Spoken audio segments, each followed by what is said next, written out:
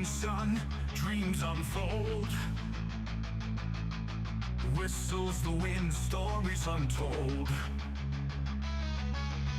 From Massachusetts, land of old, to Ohio's heart, where tales are bold.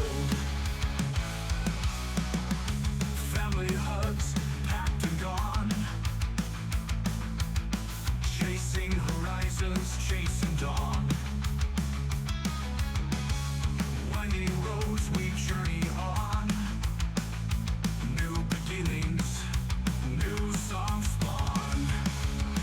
From Mass to Ohio, hearts of fear break, breaking chains, our path is clear. From Mass to Oleon, dreams take flight into the darkness, embrace the night.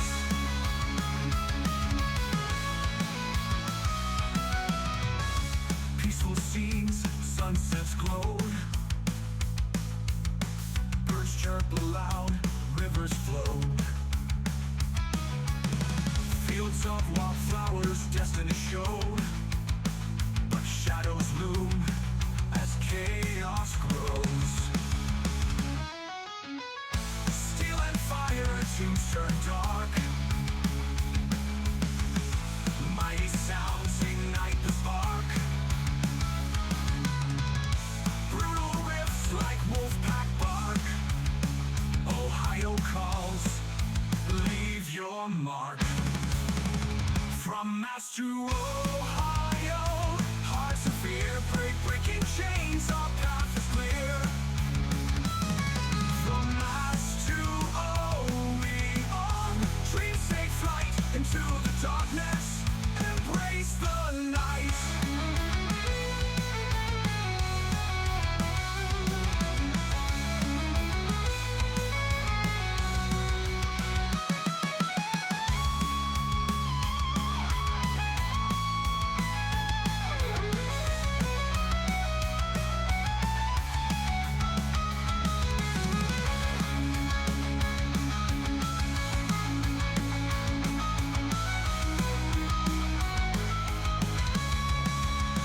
From Mass to Ohio, hearts in fear break, breaking chains, our path is clear.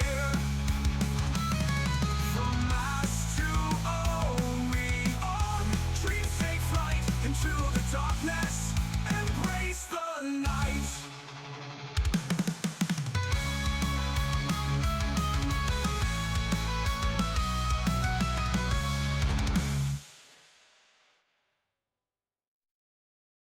Oh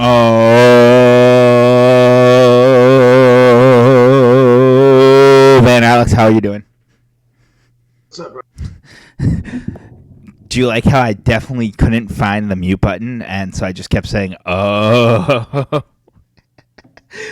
so that it didn't have dead I air? almost heard that, so.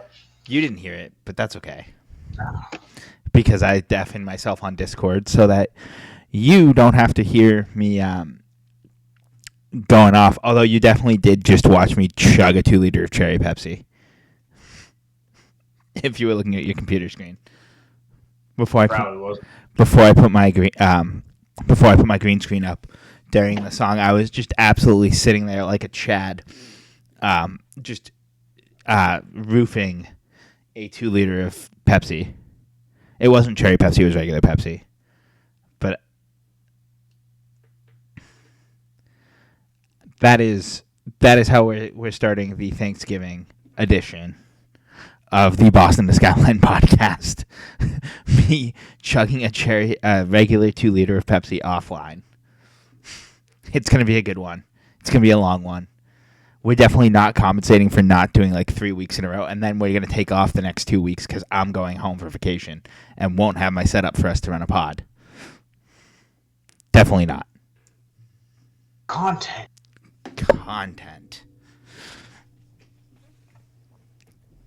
More importantly, Tulsa Golden Hurricanes field goal lead East Carolina 3-0 with 11:21 remaining in the first quarter. So let's go over a roadmap for today, so to speak. We're going to kind of be in 1, 2, four-ish categories. We're going to start. We'll talk about the PWHL. They're launching their uniforms because that's happened since our last pod. Like officially launching their uniforms. And the fact that they've been added to the NHL game or will be added to the NHL game with December 5th being the date they're added. So kind of what our opinions of that are and everything. We're going to do some tier lists because that's what everyone does apparently. We're doing Thanksgiving foods, baseball movies. We pretended to plan this out. Thanksgiving foods, baseball movies, sitcoms, which I'm a big fan of, fictional universes, Dr. Pepper, and I think there was one more. I didn't even read my own document. Dr. Pepper, Thanksgiving food, fictional universe. There was definitely one that had like, I think you had a rom-coms one and you killed it. Oh no, never mind. Baseball movies. I saw Fever Pitch and I know that's a rom-com, so that's where I got that from. I have all the tabs up here that we need for the night. Hopefully. We're going to run 3 grids. I told Alex the numbers. I don't remember what the numbers are. So I hope you wrote that down somewhere. Because I I didn't. think we'll just. Obviously, since it's Thursday night football and the Commanders are playing, one of our buddies works for the Commanders, so we'll be playing everyone's favorite game, Spot the Sinclair. You can play along by watching the game and not watching our podcast. And then we'll go over the schedule for probably the month of December. We'll nail out the month of December schedule here. It'll also wind up on our Twitter X. It's X now. It's X now, guys. At Boston to Skyline Podcast. That's Boston to Skyline with the number exactly as it's written out. If you type that into the Twitter handle, you will find us. We most of the time remember to post stuff. Our Twitter, the content machine, will be live during my Thanksgiving break, our Thanksgiving break, including some AHL hockey content that I didn't tell you about, Alex, because it's a surprise to everyone. I'll explain to you offline. And then we'll round the show out with Alex picking 10 years using a random year generator. The one stipulation I requested is it post-1960 and a random year generator and see how many of 10 Stanley Cup champions I can name. Obviously, as we established earlier, do not count the 2005 lockout. So if you spin 2005, we'll re-roll. It's a wild card. So yeah, I think we want to hop right into it then, right? Because it sounds like we have a lot of stuff. Yeah. All right, let's start. The PWHL uniforms came out. They've been officially announced. I'm actually pulling up the PWHL on the X right now as we speak because I didn't do that. But for you, because actually the last thing we tweeted was the white jerseys, so the lights. I'm not gonna lie to you. I'm a fan of the Boston Fleet, but the only Boston team I'm a fan of, for the record. A couple pods ago, I went over like all the logos and how I felt about them. Boston actually has the best jersey. Number 2 best jersey though is the Minnesota one. I really like the 2 different purples. I think it looks really clean. New York's, I think I don't like it, mostly because of the actual picture.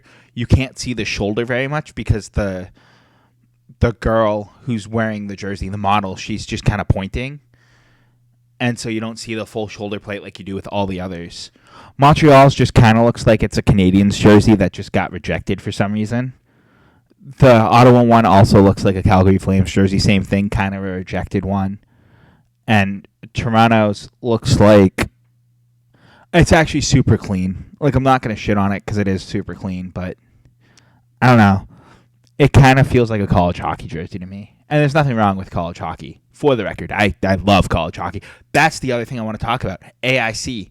We're adding a segment. AIC, American International College, in Springfield, Massachusetts, did announce, I think it was just Monday, that they're going Division 2 after this year. So they're dropping from Division 1 back to Division 2. So that's pretty disappointing. They'll end their tenure at the Mass Mutual Center in Springfield, Mass. As a result of that as well. So that could open up a potential for another like D3 New England school to have a potential going D1 and being able to slot into a conference. So I think that would be interesting as well. And then, of course, to round out the PWHL thing,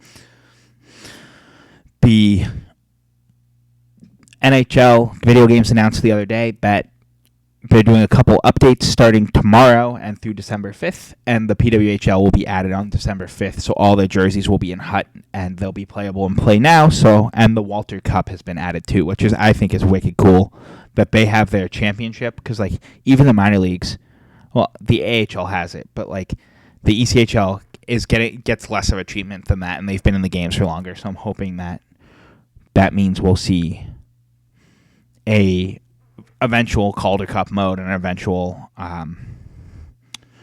Kelly Cup, and so you kind of can play for all the league's championships and run playoff simulations that way that are more accurate to how it works in the real world. What are your opinions on these jerseys, Alex? Because I know I just threw you a lot of a word salad. I do like Boston's too. I mean, that's just the bias there, but it does remind me of the old Whaler logo a little bit. Mm-hmm. Kind of keep the theme, but obviously not get the copyright infringement. Mm-hmm. And I think the reason I rate Minnesota's number 2 is because the Frost logo does look like it is just a rejected Gatorade logo, like for Gatorade Frost. So I think that's why I'm like, oh, it's my number 2 jersey. But the fact that Montreal has a cream jersey and not a full white jersey, I actually do like as well. I'm just noticing that now that it's a cream color. It's a little more vintage, which I kind of dig. Like I said, though, it does still kind of feel like a rejected Habs jersey. Yeah, but I don't like the Siren logo on there. I don't mind the Siren logo on there. I think Bauer sent an email out, like a marketing email out, if you follow them, where they had the dark jerseys, and I think the darks look so much better. Just almost across the board. I like the dark jerseys in most leagues better anyway. I think we can agree with that. So, like, those are practice jerseys. That's the... See, like, here's the Ottawa one. I wanted to say Calgary because it really does look like a Calgary jersey. It looks like you mashed the two together, and I don't know, Boston's dark is awesome. I love that.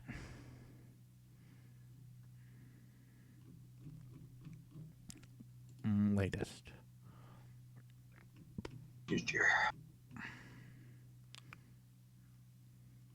Because, like, their general... Oh. I don't want to... Their general merch for the Sirens looks really, really good. I'm not going to lie. Oh, like right here. Looks like they're trying to... Yeah, there. I knew that they had posted a picture. The Boston one, I think, is still flawless. The Montreal one's fine. Honestly, the way they have it is kind of how I'd rank them. I think Toronto's is, again, the worst, and it's just... I'm not a biggest fan of that blue, the light blue, dark blue, or the kind of royal blue, navy, and yellow. It has, like, rejected St. Louis Blues coming at it, and that's probably why I don't love it. And then, again... It looks like a reverse retro, if you think about it. It looks like it could be. Am I tripping when I say that? No, I think it could be. It does look like it looks like it should be a St. Louis Blues alternate jersey. But the New York Sirens one, I think, is... Actually, I'm going to amend that. The darks, the New York Sirens is my favorite one. I really like that kind of, like, sea blue color on the logo. The logo's a little tough on it, but overall, I like it. The Sirens colorway brings back some questionable experiences. I like that colorway, though, unfortunately. Unfortunately, I like that colorway. But it plays out better on the dark jersey, though. No, yeah, I agree. That's what I was saying. I was looking at the marketing email because I'm definitely buying. I'm probably going to wind up getting all of them, but I'm definitely going to get a Boston jersey. Big fan of the Boston Fleets, just whole branding. I think they knocked it out of the park, and I'll never not say good things about it. And it's going to be the second most entertaining thing you can do at the Tsongas Arena. I'm sorry, UMass Lowell men's ice hockey is the most entertaining. Always will be.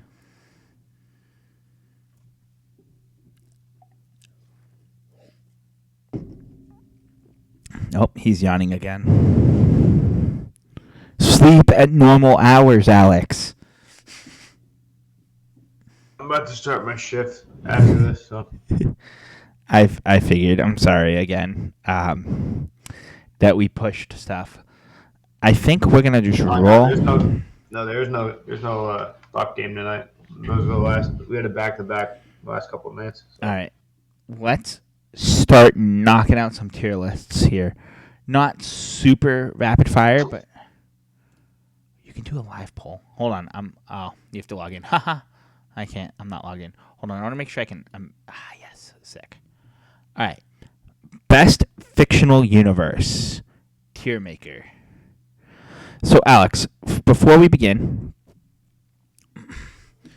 the tiers it gives is genius, outstanding, good, okay, bad, and terrible. The franchises are Harry Potter, Lord of the Rings, Avatar, Dune, which I have not seen, Transformers, DC, The Hunger Games, Jurassic Park, Marvel, Blade Runner, which I have not seen, Star Wars, Star Trek, Alien vs. Predator that I have not seen, Pirates of the Caribbean, and The Chronicles of Narnia. So Lord of the Rings, does that include The Hobbit in there? Yes, The Hobbit is a prequel, and I've read the book. So I have not seen the movies for The Hobbit. I played the video game on PS2, and I watched the series on Amazon right now. The Lord of the Rings series on Amazon is actually pretty halfway decent. Yeah, I haven't watched. You know what universe is not in here that I wish was? Fallout. The Fallout universe, which I realize is more of a video game than a movie / but it's still a fictional universe. You put Elder Scrolls in there if you can do that. You know what I mean? Mm-hmm. Wait, can you add? Wait, go down. Yeah, you can add. Yeah, you could, but I don't have a picture for it, so I'm not gonna waste time doing that. So let's start. I've seen everything. Yeah. We're gonna do the Matrix last for reasons. Take the first. You want to go 1-1 or should I go 1-1? Hold on, let me count. 1, 2, 3, 4, 5, 6, 7, 8. 1, 2, 3, 4, 5, 6, 7, 8, 9, 10, 11, 12, 15. There's 16, so we each will get 8 of them. So you have first draft pick, sir.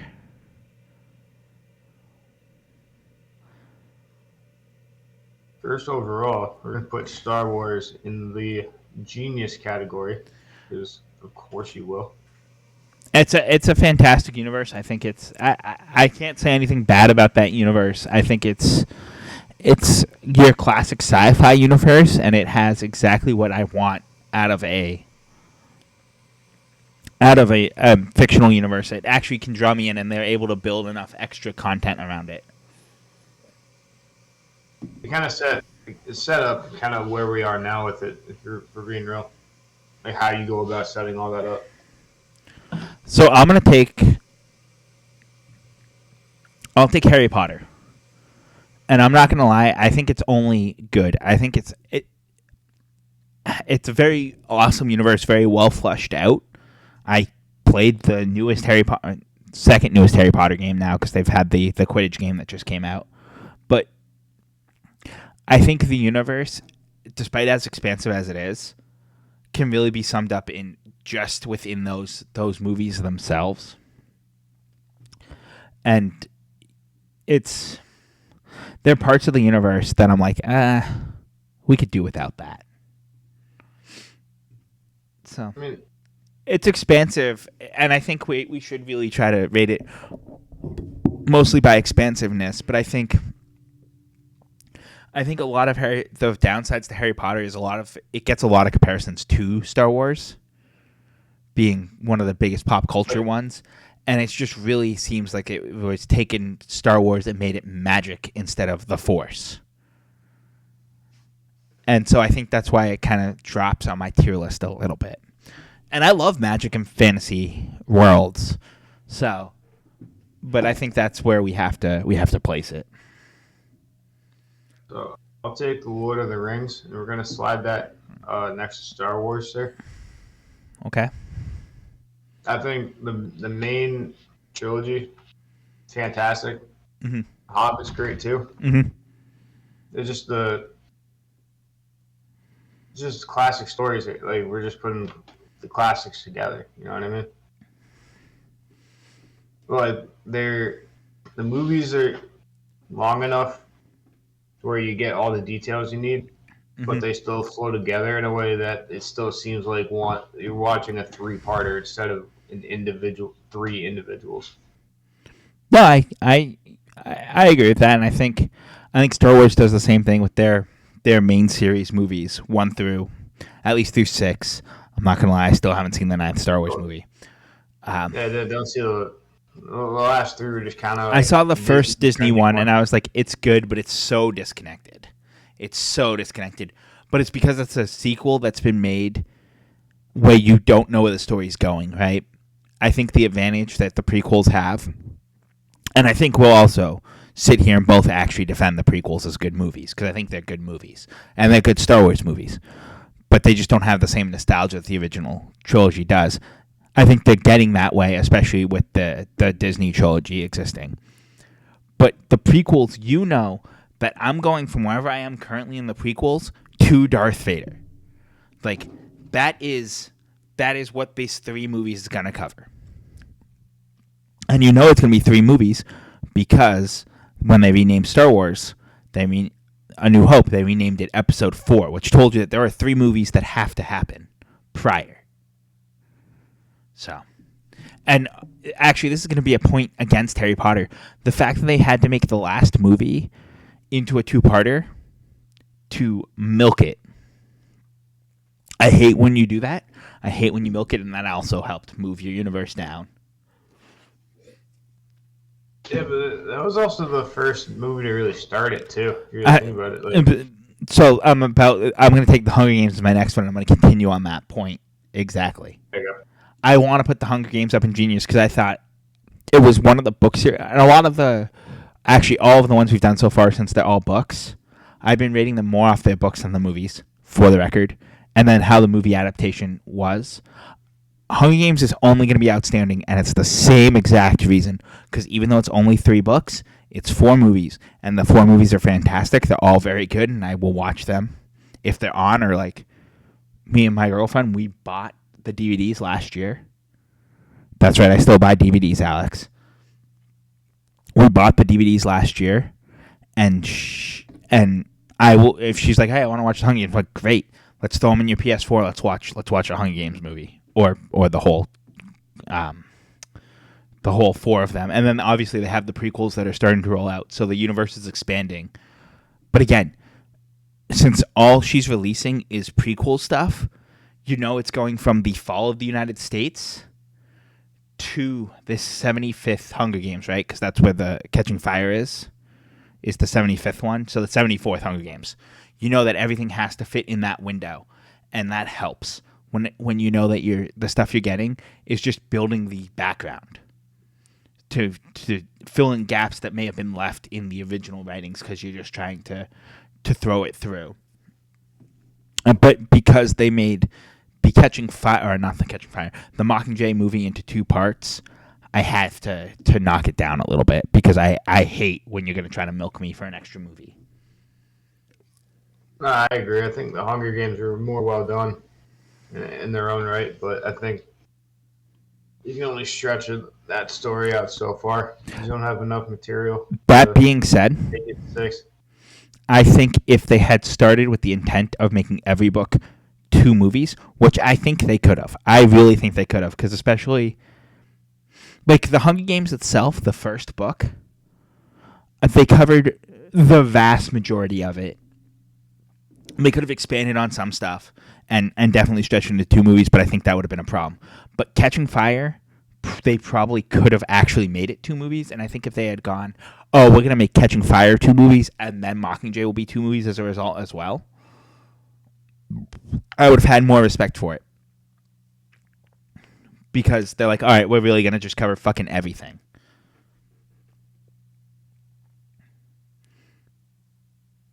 Next pick. Also, the other take I have about the Hunger Games that pisses me off, no one ever really complains about being hungry except for Katniss when she's living in District 12 prior to going into the games. Spoiler alert, if you haven't read the book that's, 15 years old now? Spoiler alert, though. She wins. But not once is hunger talked about after she leaves for the games. And you'd think with a title like The Hunger Games, there would be a lot more hunger involved. And less games being played. Well, to be fair, I also am well aware that the hunger is for the betterment of the nation, and it's the desire to win. That's the hunger that it's referring to. But it's the Thanksgiving version of the pod, so we're going to talk about food as much as possible. What's your pick, Alex? I'm going to take Dune. All right. This is one I've not seen, so I have no... I'm going to slide that with the Hunger Games. I like the ads for Dune 2, because that just came out recently, right? Like, within a year or so? Yeah, about a year ago. Or no, it came out like March, I think. Yeah, so within the year. The ads looked good, and I was like, shit, I kind of want to watch it, and then I just never did. But it's technically a 2-parter, so I know you don't like those, but the book is long enough to warrant that. But here's the thing. The book is long enough to warrant it. And again, I know I just was talking about the Hunger Games doing 2-parters because of the amount of stuff that was in the content, but because of the type of book it is, the Hunger Games books are pretty thin. But also, Dune, they're starting to expand the universe because there's a prequel coming out this weekend on Max, which I'm excited to start watching. Nice. So they're going to expand it. I don't know how far ahead of the movies, but my only thing with the book and then the movie carried this is that it took basically the main guy starts on one planet, and it took him forever to go to the planet where he was supposed to go. It took a little while for him to get there, but other than that, it was still fantastic. All right, so I'm gonna cop out and take the best superhero universe that there is, the absolute best superhero universe that is. That's like it's DC. It's outstanding. I fucking love DC. Marvel is better, actually, but I just wanted to see your reaction. But no, I actually do like DC. I think the Flash is one of the coolest superheroes in the world. And if you want to talk about universes being built in like the TV and movie space, you have to give the credit to DC. Because let's be real. How many DC superhero shows have there been? 1 billion. Because you have Arrow. You have Smallville, which is all about Superman's friggin' life, by the way. You had a lot of those TV shows. Adam West's Batman, but we don't need to talk about that. The DC universe has the Penguin. But also, for the record, my favorite superhero movie I've ever seen is actually the Green Lantern, the Green Hornet. The Green Hornet. I have not seen the Green Lantern once. The Green Lantern, I saw. I was like a freshman in high school when it came out, and I went and I saw it. But it had Seth Rogen, and just the fact that Seth Rogen is a superhero immediately makes it the best superhero movie there is, and you cannot change my mind on that. Also, my favorite fact is that Seth Rogen was a superhero because he was the Green Hornet. Yeah. I'm looking up what year it is right now. Sorry. Green Hornet, that was like 2010, I think. 2011. I haven't seen that I saw that in theaters I'm too. not gonna lie. I'm probably gonna watch it tonight. I'm gonna find it. I'm gonna watch it tonight or tomorrow because, oh, That's such a niche movie too, honestly. but I think here's the thing. I think everyone our age probably went and saw it because it was a superhero movie, and they all will say that it's actually one of the better superhero movies they've seen. Because I think that generation of superhero movies was better. The original Iron Man's, original Captain America, first Avengers movie. Yes, the Marvel Universe is in fact better. I'm not saying, but I actually think that you can watch it free on Prime if you have the right subscription. It's one on IMDb. So Yep, that's what IMDb just told me. But I love that movie, so I will. And it's purely there is so much bias on the fact that I just love the Green Hornet, but why I love that universe. But in my mind, think about it: you have Superman, you have the Green Hornet, and you have Batman in the same universe. And my Batman is the Dark Knight era of Batman, which also those movies were fantastic as well. So that's also why I have Christian Bale. That's the guy's name. The Christian Bale Batman is my my choice for Batman. So that's where I'll leave that. I mean, I'm being technical, but Bale's Batman isn't part of it. But you still ranked in there, so I respect it. The Green Hornet's also not part of it because the universe they're talking about is the current DC universe. But I think if you want to talk about the building of a universe being DC, you have to account for all those TV shows and everything that are pre the actual universe, as it were. See, my thing is, DC is going to be about 7 or 8 years behind Marvel. Mm-hmm. They're just starting to connect movies through TV shows, and that's what the whole point of the Penguin was. Mm-hmm. But connect the last Batman movie to the next one. Yeah, but so DC's doing that now. DC did it before. There was a whole old DC universe because you had Arrow. Arrowverse too. Yeah, they had the whole TV thing going for them. Yeah, they did all the TVs. They did Supergirl, Smallville, all those shows that intertwined. They did it first, and then Marvel did it better. So they're like, "Fuck, we're gonna just scrap our old universe and build a new one." And Marvel just kind of. But for the record, I think the old DC universe, just who they had as a cast in general, was just better.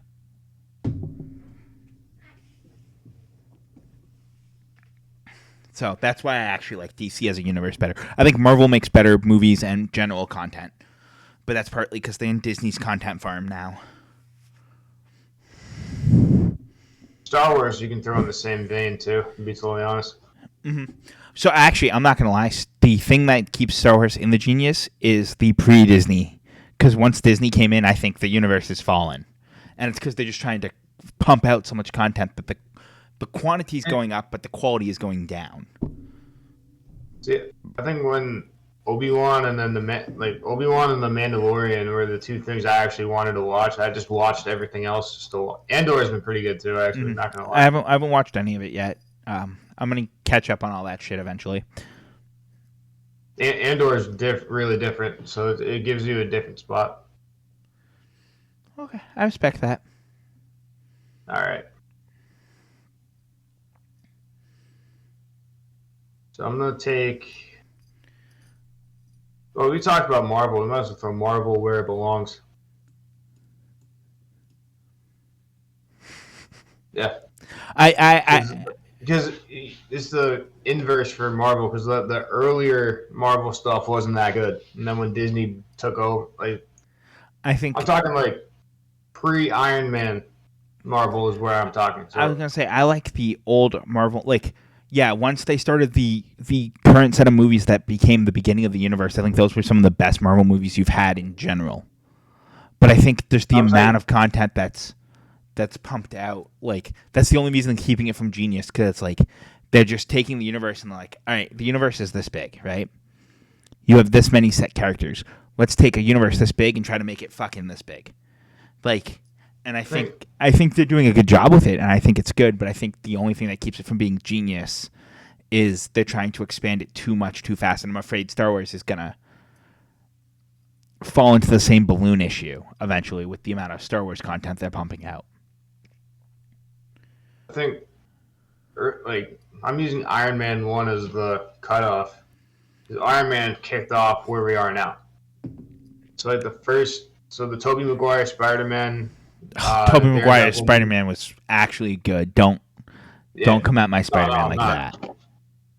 No, but I'm just saying the fact that at least, like, Sony makes it difficult with Spider-Man because they own it still, and they're not going to give it up without getting something out of it. So, Which, by the way, I have to That's buy why- that. The old new Spider-Man, the PS4 game, it's released on Steam. I need to buy it so I can play it. and what was I saying? Because like that's why Venom's gone on their own track. That's why like Morbius came out. Like a bunch of other like very specific character movies came out, and there was no connection with them Mm-hmm. because Sony's trying to catch up and make their money off of Marvel. But That makes sense. I'm going to take the Chronicles of Narnia, which actually is not a terrible unit, but it's... I don't know. I think they might have just... I just never saw... It just wasn't the universe for me, and I think that's why it lives in kind of the bad category with me. I don't think it's bad. I really don't think it's bad, but I think relative to the other universes in play, it's bad. And that's the problem. Also, doesn't the whole point of don't the whole books / movies like take place literally in just like a child's concussion dream? yeah, like some weird pipe dream. Yeah, like or probably a coma dream more accurately than a concussion dream, but you know what I'm saying.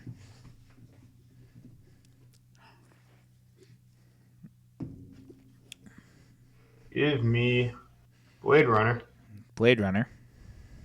and put it with Harry Potter. Okay. Good. So, the original Blade Runner is one of my favorite movies of all time. Okay. I've only seen half of the new one, but I just don't like that they waited 30 years to put this one out. I feel like I just like the fact that it goes in. The first one is a great standalone. I'm trying to build on something that didn't need to be built on.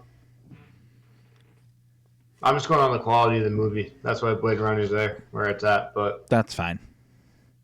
But again, classic movie. Just I'll take another pick. One of my next picks kind of falls in that same category, but I'll let you take your next one. I'm going to take Star Trek, actually. And I'm going to put it in the outstanding. And hear me out. Because I think a couple of the Star Trek movies suck. But I think the fact that they're able to pump out content over such a long period of time, and it keeps the fandom a very cult-like fandom, just like Star Wars, I think because of that, and that alone, the universe has to be outstanding to be able to definitely not produce content at the same rate as Star Wars and still have that same sort of fan base and love that people have for it. So it's not necessarily the quality of the product, but the actual like quality of the universe has to be so good to get people to really buy into it. Got the game's on. Especially when the quality in general, the quantity is not as high. Like you need to really have high quality to have people that hype that long. What is your next pick, sir? And hopefully it's not one of my picks. Take Alien. Okay, cool. What do you want to? I'm putting it in the good category. Okay. So I haven't seen all of them, but it just kind of seems like they're just pumping out movies to create a timeline. Like Prometheus was the prequel to everything, and then it's just kind of weird that they're they're putting out movies in weird timelines, and now they're making a series about it, and it's just they're not terrible by any means. It's just like I don't want to put them below okay. You know what I mean? That's fair. So my next pick I'm going to take is the Jurassic Park, Jurassic World universe, and I think it's just okay. And here's why. The whole basis of Jurassic Park, right, is they brought dinosaurs back. And it failed. It failed big time. Shocker. I know. The fact that there's not one freaking logical person in the U.S. government, which is actually pretty accurate, damn. I might have to change my rating just based on my own logic. But there's not one person in the project or the U.S. government or the friggin' world, apparently, that's like, hey, remember when you fucked up the first time and things didn't go right? Maybe we don't keep doing the same friggin' thing just in a bigger space every time. And I think because you have to suspend that amount of belief, which unfortunately I think is not that hard to do given the current state of the current world, it has to live in just like a just okay universe because it's really just like the normal world because no one's logical enough to say, hey, don't do the stupid thing that you keep doing. Also using okay as the baseline of like the normal real world.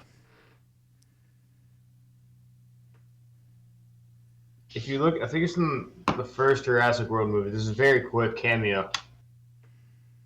And if I find it, I'll send it to you offline. But you're familiar with Jimmy Buffett? Yes. He has like a 2-second cameo in the first one where he's got a margarita in each hand and he's running off camera. Nice. You can see it.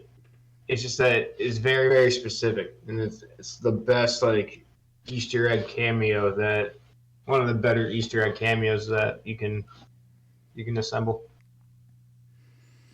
All right, what's your next pick? I think all the picks are ones I can at least talk about now. You knocked off the three that I didn't think I could talk about, so. Avatar was okay. You're putting Avatar in okay?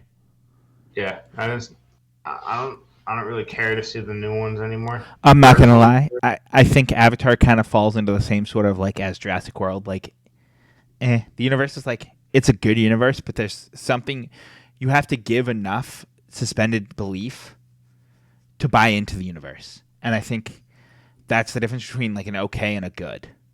Because a good, you at least can suspend that belief.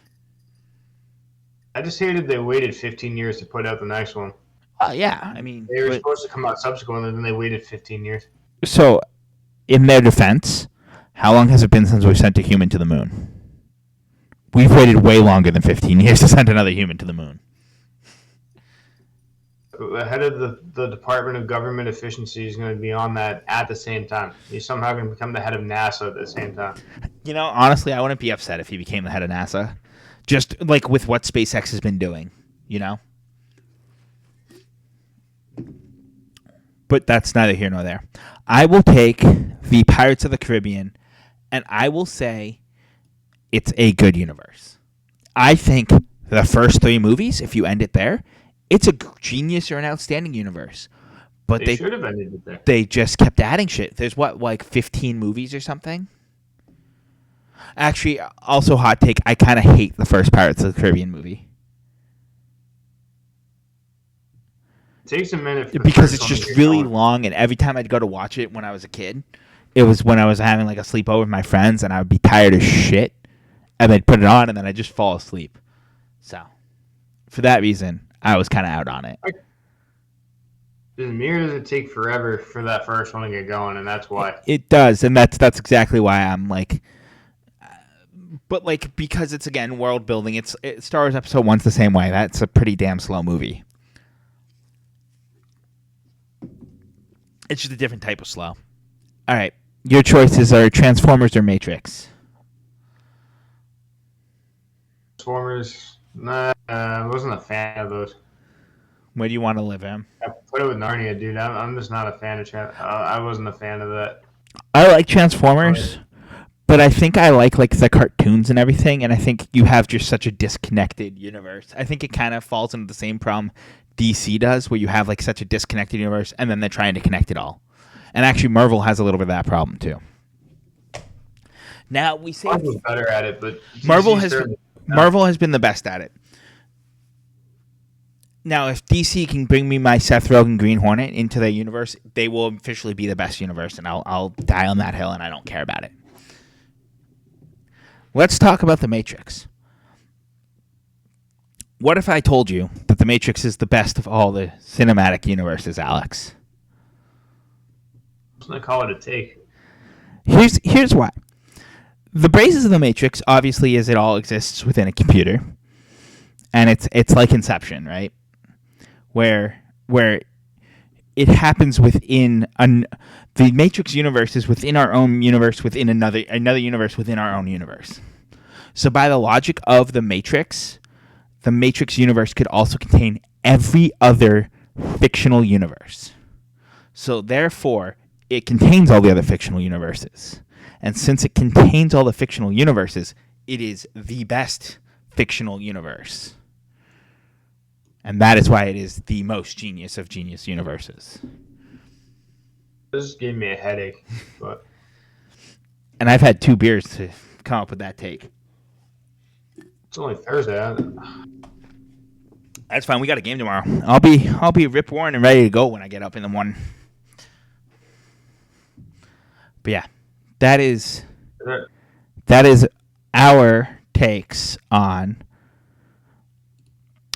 the universes. I think we're gonna just do Dr. Pepper next because that's our next guy, Alex. I might let you cook on this one. All right, so you have 20-ounce So Dr. Pepper. Any Dr. Pepper cherry is an S tier soda in my opinion. So I'm just going through all of them. There's regular Dr. Pepper in a 20-ounce, a can of Dr. Pepper, cherry. I don't actually know what this image is. That's cream soda. That's the cream soda. Yeah, That's also the cream soda. So are these two the same?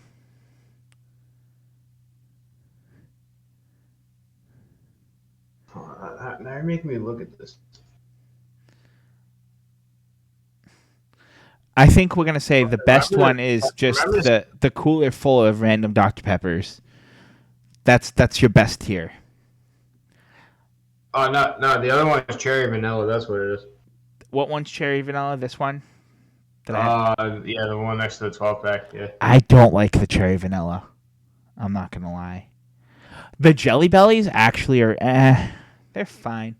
Fountain. I'll go around. I'm gonna say this. Fountain soda is always the best version of a soda. McDonald's Sprite is. Oh, that's my exact point. I think they all are. I'll give you your S for that.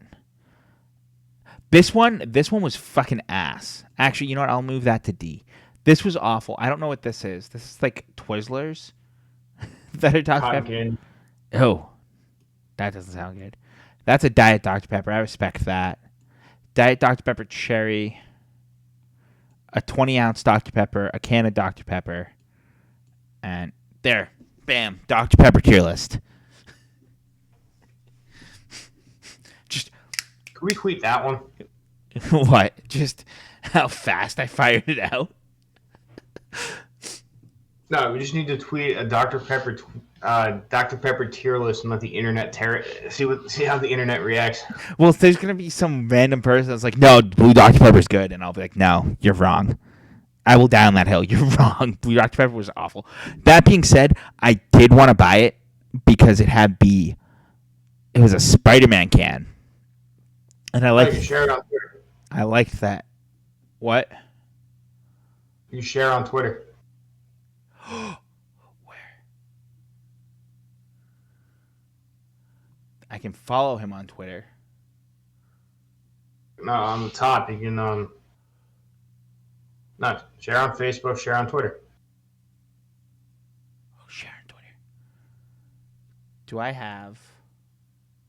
I'm not logged into the podcast on my computer's Twitter. But You know what? I'll share it from. I'll share it on my own. Oh, no, I think that's. Wait. No, you gotta screen grab ours and then tweet it out at some point. Okay. I'm just gonna hold it here for a second. Look at 5024. I'll just take a screenshot of the stream and I'll tweet it out tomorrow.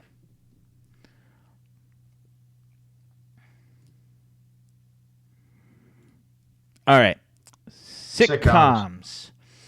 All right. I think we're gonna cook on this real good. Some of them I don't know by the picture. That might be. Let me open it up. This is That 30 might- Rock. I don't know what this one is. But let's see if we can. All right, let's name them all before we say it. So we're going out on a limb saying this is 30 Rock, right? Yeah. Arrested Development, which I've watched a little bit of.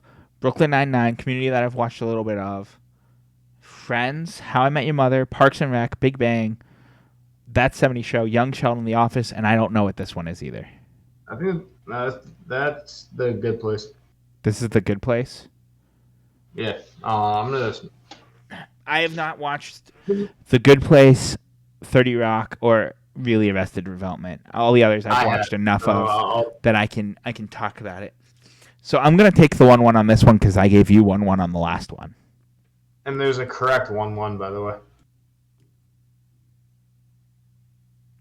I think The Office is the greatest sitcom to ever grace the TV screen, and here's why. I'll lay it out in 3 parts, and I'll give you a 3-part plan. And if you get that reference to that one set of The Office, you already know where I'm going with this. Actually, I'll give you part of a plan, and it's part 2. File said document. But no, The Office is a TV show that I think got better as it went on. I grew into enjoying. Ironically, even as dated as a lot of the references are, they still seem super relevant in today's world. And another thing, I just think the fact that Peacock is releasing the Superfan episodes very slowly. They're only on to season 7. Goddamn fantastic. Fantastic episodes. And some of even the throwaway jokes that get on the cutting room floor to make the regular show, you sit there and you die laughing at. Especially in your middle seasons, like seasons 3 through 7. In my opinion.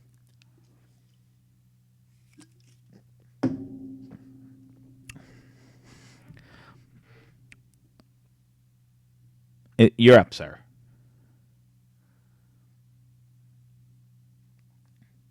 I'm gonna throw Arrested Development in the A tier. Okay. The only reason I'm putting it there is that I do need to rewatch it. It's been long enough for me to warrant doing that. But I'm actually gonna pull up the plot summary for you. I've been told it looks good. I just have never gotten around to it. It's one of those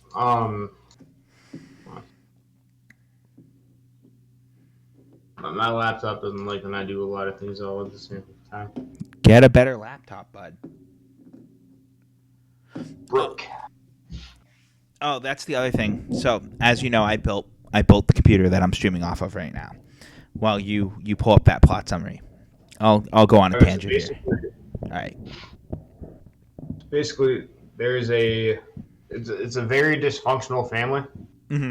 and I think the youngest son takes over the family business of affairs. Mm-hmm. His dad goes to jail. Brother's a magician. Sister's all over the place. And his son works at a banana stand. That's awesome. But also, so his brother-in-law is a very try-hard wannabe actor. He's a psychologist who wants to be an actor. Okay.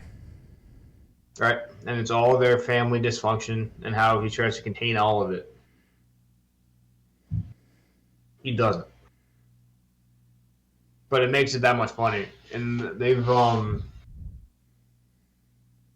Netflix kind of did this thing where they I gotta look at it now. Because they did like a remix season where it's like I gotta find where it's at though. It's almost like a season 0 where it just mixes a ton of random episodes together. Yeah. They did that with The Office too for a short while. And the sad thing is you could still tell a story. That season 0 still sold a story, even though it was a ton of random episodes. Kind of mishmash together. So, I'm going to The take... earlier seasons of Arrested, you can, there's a lot of, like, the mid-2000s humor in it, but they kind of, like, when they came back, like, 10 years later, and they did a couple seasons, and then they brought that humor back, but they dialed it back at the same time. I'm not surprised. So, I'm going to take... With my next pick here, I'm going to take How I Met Your Mother. And I'm actually going to say it's also an S-tier sitcom. For 2 reasons. I'll give it 2 reasons. One, Ted Mosby is actually one of the most lovable sitcom characters I've ever met in my life. Also, this tier list is invalid because Superstore's not on it. But that's okay. I couldn't find one with Superstore on it, by the way. That's fine. That's fine. I'm just saying this right now. I think Superstore is still the best. I actually think Superstore is a better version of a better Office than The Office. But I like. Again, I might just throw some takes on there real quick. That's fine. Go for it. I'm making these takes, and it's just in my opinion. And here's the thing: my opinion is my opinion. You can disagree with me, and that's perfectly fine. That's actually how this country is. This goes back to your want for all your takes to be made into a single video. So we're gonna do that one day. Just choose. Hold on. What? The Eagles try to tush push. Let's see if they got it though. I need the Commanders' defense I to step up. Commanders' defense. Hold on. They got it. So if Drew was playing linebacker, they would have stopped it. So fair. I'm just saying I took the Commanders' defense only because my opponent this week has the Eagles' defense, and I thought it'd be funny to have the week start with defenses. I'm willing to lose points. How are you doing? I was willing to lose points. There were definitely better defenses I could have taken. I'm playing Jaden Daniels against the Eagles defense, so I'm doing myself a disservice. Oh, am I playing you this week? I said, hi, I'm your opponent. How are you? And you didn't pick up on that. Well, because your mic didn't pick it up fully. So apparently... But yes, I quite literally picked up and set a lineup for the first time in multiple weeks. I set a lineup for the first time in multiple weeks today. But I grabbed the Commanders' defense because I thought it'd be funny.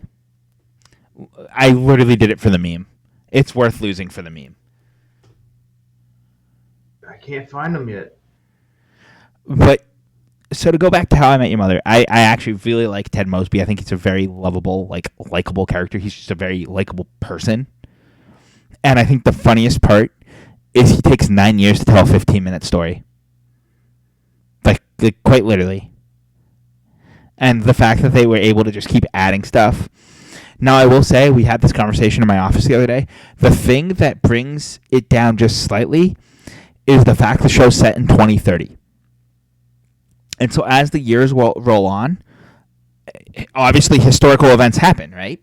COVID is my favorite example. How I Met Your Mother never mentions COVID because it was not something that they thought would happen. So they don't have something addressing COVID. So things like that kind of break the show a little bit. But well before COVID. I know, but remember the show being set in 2030. I was also under the impression when I first watched the show the first time, which was during what would be the final season or the second to last season. I was so convinced when I started watching it that they were going to actually try to make the show run until 2030. Which, by the way, if they had pulled off that commitment, it would officially be the greatest sitcom of all time.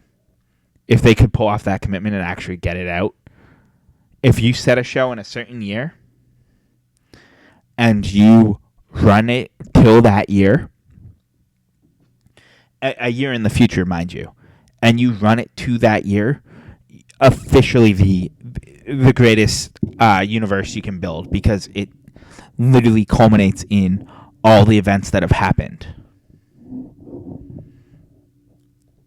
Also, my favorite thing about it is just how Neil Patrick Harris. Oh, I think the cast is fantastic too, and that's part of why I love the show. My favorite thing is that I talk about this with people all the time when this comes up in conversation. Because my next pick has to do with this whole conversation. Is that tell me why Neil Patrick Harris is a better womanizer than most straight men as Barney.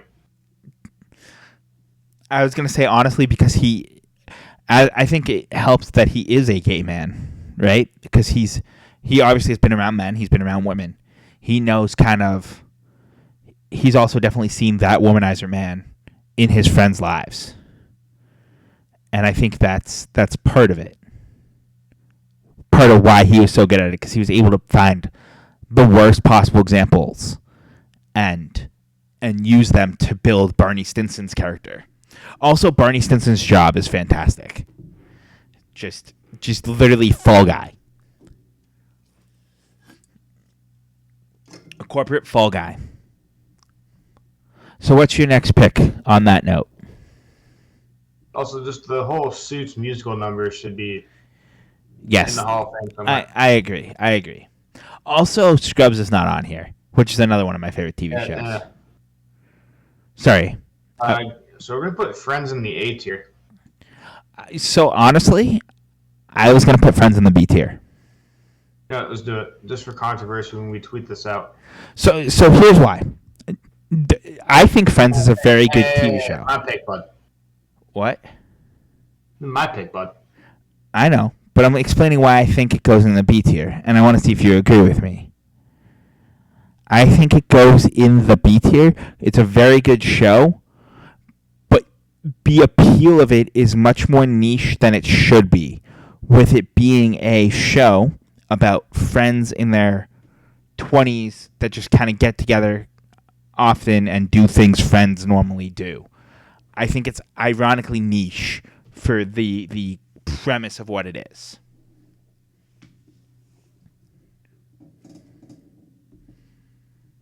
It's just the same. Also, Either one of 5 places. yeah. Also, I'm convinced that the whole show was shot in about 45 minutes.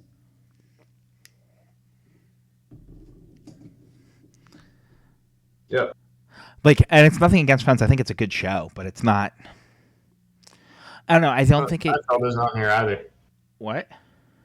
Seinfeld isn't on here either. Yeah, I was gonna say it doesn't.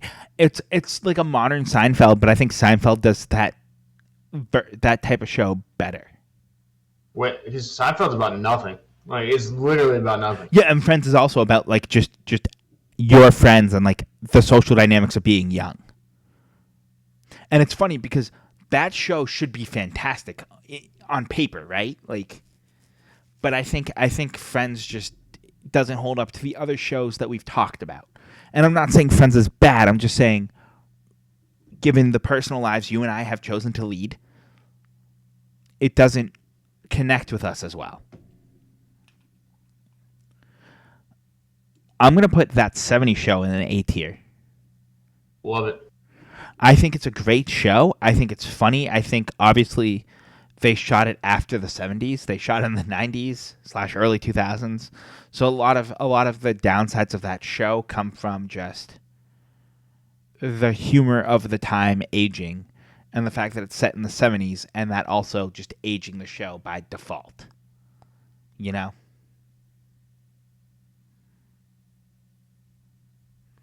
It's just very simple humor too. It's not even Mm-hmm. No, I agree. And so I'm going to use this to circle back to why How I Met Your Mother is great, because they're able to explain away anything that was kind of niche or that year, popular that year, because they could just have the kids pipe up at any point and be like, hey, what the hell are you talking about? And that was popular then. It makes sense in the context of the time, you know? So they're able to leave those types of jokes and they still hit the way they should, because it automatically contexts itself to the year that it is set in. And I think That 70s Show does the same things. And they do a good job of it. I'm sorry I took your Friends one, because that was going to be my pick originally, and then you took it like an asshole. All right. Is Brooklyn Nine-Nine safe from your grasp? I mean, I'm not going to lie, it's probably the last one I can really talk on. Yeah, so A tier that. Okay. It's one of my favorite sitcoms ever. I agree. I was actually going to say, if we're going to stack the A tier properly, I think it's... I haven't seen Arrested Development, but I think it's probably the best of the A tier. I don't think it's S tier. It's like, I'd put Seinfeld... I'd put it like that. And I'll leave it. Like... Yeah. Like, Seinfeld will go S tier, no problem. Seinfeld, yeah, exactly. I agree. But Brooklyn, Andy Samberg, I think is hilarious. And it's just like how... No, him writing... I just think Andy Samberg's character fit that show so well that it's the buddy cop series that we all wanted, that people want, but has a humor of like I think he's more the Michael Scott of NYPD detectives and TV shows. You know what I mean? And that's why it worked so well. Oh, I agree, and I think that's why I like it so much. And you know what? I'm going to talk on Parks and Recreation. I'm going to say it's a C tier show. I have not been able to get into Parks and Recreation, so there's a heavy bias on why it's C tier. But every time I've tried to watch it, I'm like, it's tough to watch.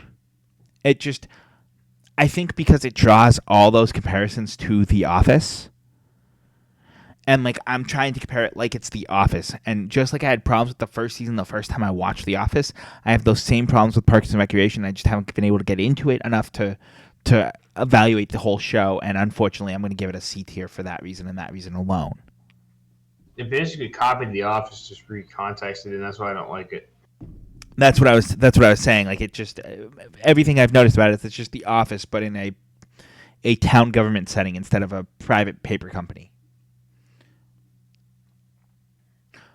Also, I don't know. Amy Poehler's funny. Like, I think she's really funny, but I don't think she's Michael Scott funny. No, that's more Ron, if anything. Yeah, but I think it's just, again, it gets so compared to The Office all the time that it kind of kills that show for me, unfortunately.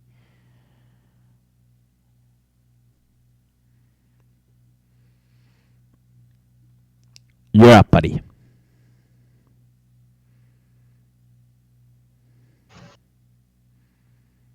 I'm going to go up there Big Bang Theory in the B tier.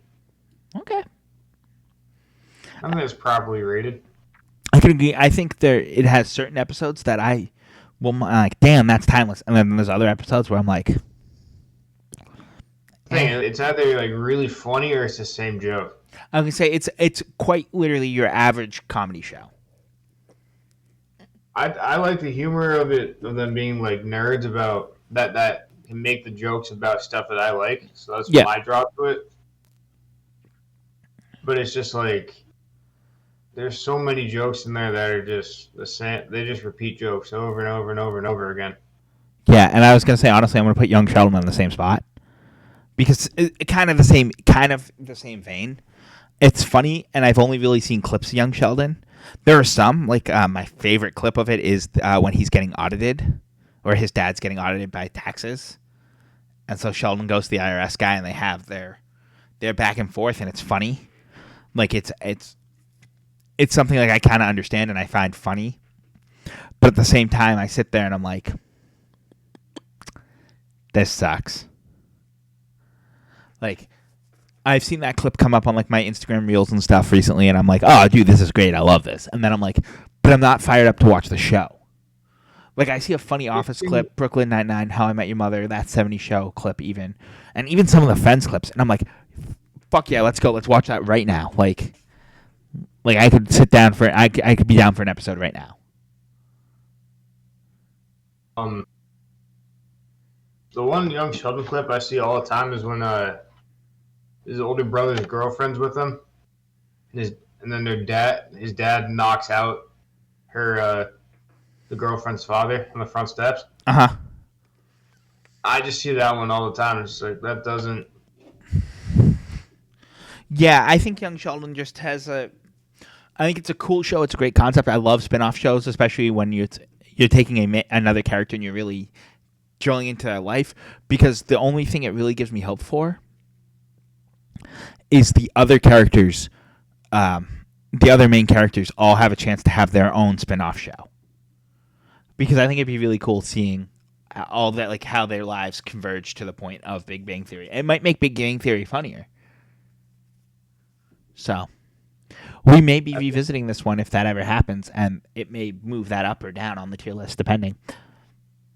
I think it kind of falls into the same sort of conversation we had with the universes. Now, you're going to have to talk on the other three, because I haven't seen either of these any of these other three shows. I'm seeing the good play. So let's use the D tier. Let's use D tier as not seen, not applicable. Are you able to edit the D tier, put like an NA in there? Or like haven't seen or something? Yeah. Yeah, let's do that.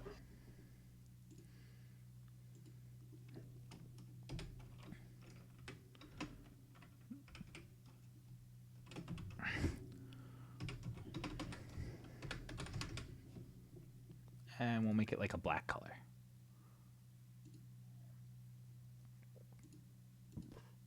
Oh, well, that looks terrible. Pink. There we go. That's useful. Yeah, I have not watched The Good Place at all. So I've watched Community, so we can put that with. Can you put it? Yeah, put it right there. I would say I haven't watched it. I've seen some clips. Straddles the line, like in my mind, it straddles the line a bit. This line or that line? BC. It's like. So some of the clips I've seen, I thought are friggin' hilarious from Community. Yeah. But same thing. I watched the clip or like up to like a 3-minute portion, because obviously when we say clips, we're talking like Instagram Reel, YouTube Short, even just like random YouTube videos that get suggested to us. Those clips can be pretty long, so you can see a pretty good chunk of an episode. But I'm not fired up to watch the show, and I think that's kind of. I think all our tiering has come down to when I see a clip on the internet of the show, how fired up am I to go watch the show? Like, get the full context to that clip. And I think I haven't watched 30 Rock. Have you? Pieces. So we'll leave that unwatched as well. So Not enough data.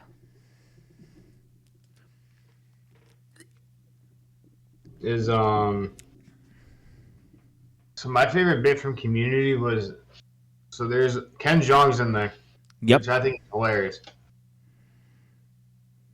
But so his character is kind of a wild card.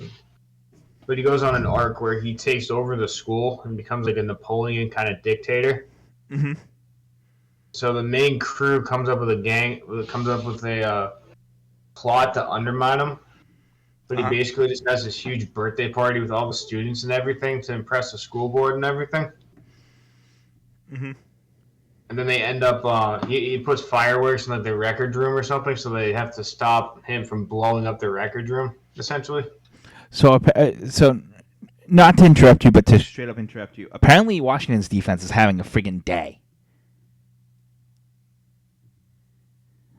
They have 11 points.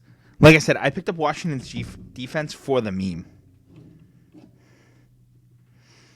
They have a sack and 0 points allowed. All right, so they're not really having a day. They just have one sack. But and yeah, 30 Rock, I haven't seen. It's on my list to watch, but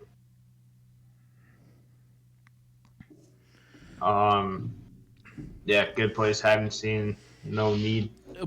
But I think in general, I think kind of how we rated it, and at least how I was rating all the shows, is how much when I see a clip of the show makes me want to go watch at least the episode it's from, if not the whole show. And kind of, I think C tier was the episode, B tier was kind of like, all right, I'll watch that whole season. A tier was, I'll watch that season and more. And S tier was, I'm going to watch that clip and then go watch the whole damn show. Would you kind of agree with that assessment? All right. On to baseball movies. Now, this is another set that I can tell you I've seen 42 literally last week or 2 weeks ago. I just bought it at Big Lots for $5 on Blu-ray. So I watched it a couple weeks ago, maybe a month ago now. I've watched A League of Their Own, Angels in the Outfield. I haven't watched this version of Bad News Bears, but I watched the other version, the newer version, The Benchwarmers. Count it. Yep. I haven't watched Bull Durham at 8 Men Out. I have watched Fever Pitch a lot because my mom loves that movie. Field of Dreams I've watched. I haven't watched that one. Major League I've watched all. I've watched at least the first two. I might have even seen the third one.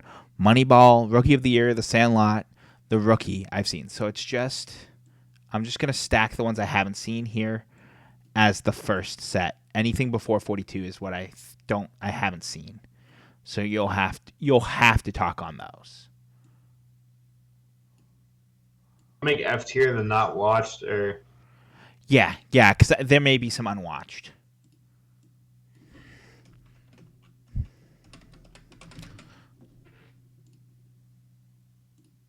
Are there any ones you haven't seen, Alex?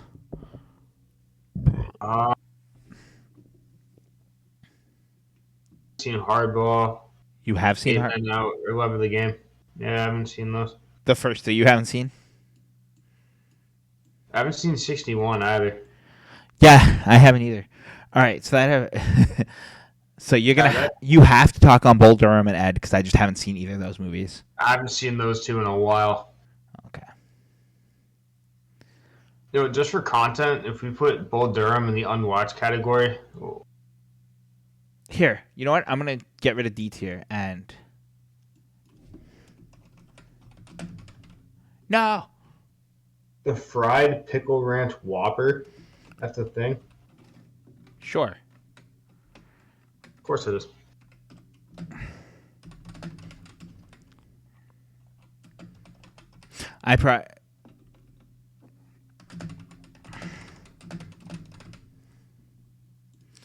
There.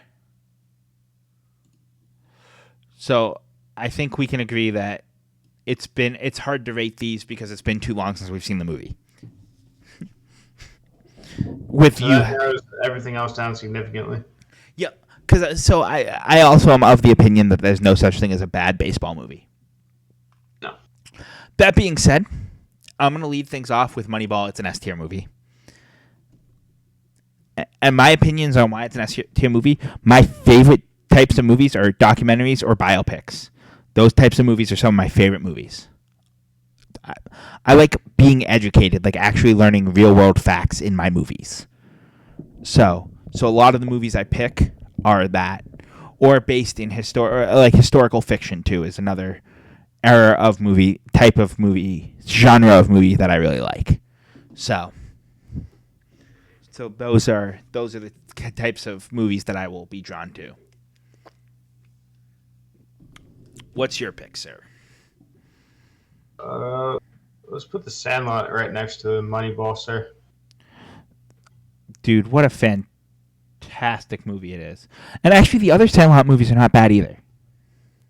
With the straight to DVD ones, yeah, they're not terrible. I'm gonna put 42 also in the S tier. I think it's a fan. Yep. I am pissed it took me so long to watch that movie because it's great. Like, actually goddamn great. You ever watch the YouTube channel Momentum? Yeah, all the time. They just did their Benchwarmers video the other day. You're behind. That was like a month ago. It wasn't that long ago. I thought it was 8 days ago when I watched it yesterday. But regardless, I just watched it yesterday. But my favorite thing was whenever Eric pops one up. Yeah, whenever anyone does it. All right. But yes. Well, I thought you were segueing to the fact that they did the Benchwarmers video, and that's what the movie you were going to talk about was. Well, yes, but also, Is it also an S tier movie? yeah, you put that. You know, Um, hot take. Field of the Dreams. Field of Dreams is a B tier movie, yeah, and I think it's a great movie. Don't get me wrong by saying, "Oh, I think it's a B tier." I think it's B tier because I think baseball movies are so just universally good that when you have a movie with a lot of weird long gaps, like from the actual baseball, like Field of Dreams, or the building of the field, obviously that's what Field of Dreams is, it drops the quality of the movie as a whole. So, I have to say it's a B tier.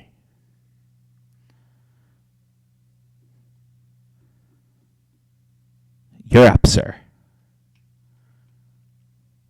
we're in for a rookie of the year in the A tier. I like it. I think it's a really good movie. I think it's a really good movie. I'm gonna take The Rookie. The whole scene in the doctor's office when he just bitch slaps that doctor in the face. Yep, it's been a long time since I've seen that movie too. But The Rookie, It's very early on in that movie. I actually watched The Rookie the other day. Like I was watching Netflix or ESPN 30 for 30s, and eventually because I was on Hulu, it led me to The Rookie, and I watched some of it, and I was like, it's actually not a bad movie. I also love the idea of like a guy that just like he knows he's past his prime, but he never gave up the dream, kind of. Well, actually, baseball passed him by, and basically his high school baseball team gaslighted him into trying out to be a professional baseball player. That's actually the movie. Total fashion gaslighting. Yep. Gaslighting. It's positive gaslighting though, so I think that's why I like it. You're up, sir. All right. We're going to throw Fever Pitch. It's been forever since I've seen it. I honestly haven't seen it in a long time either. I kind of think we just put it in. It's too hard to rate. It's been too long. You know, give me Major League, and I think you know where to put that. No. S tier for the memes. I think it's actually an S tier movie. So It's great. I'm gonna go A League of Their Own, also A tier. Again, I love historical fiction movies. I also really like what's his name? He plays the coach. He's also the Tom Hanks. Tom Hanks. I also like the canon in my head, since Saving Private Ryan, mind you, is set at the same time period, that they are twin brothers. That is in my head alone, that they are twin brothers. Tom Hanks and Tom Hanks are twin brothers. And when you watch both those movies with that image in your head, it makes for a very different context on everything. Oh, the Commanders defense scored another point. It's 12-4.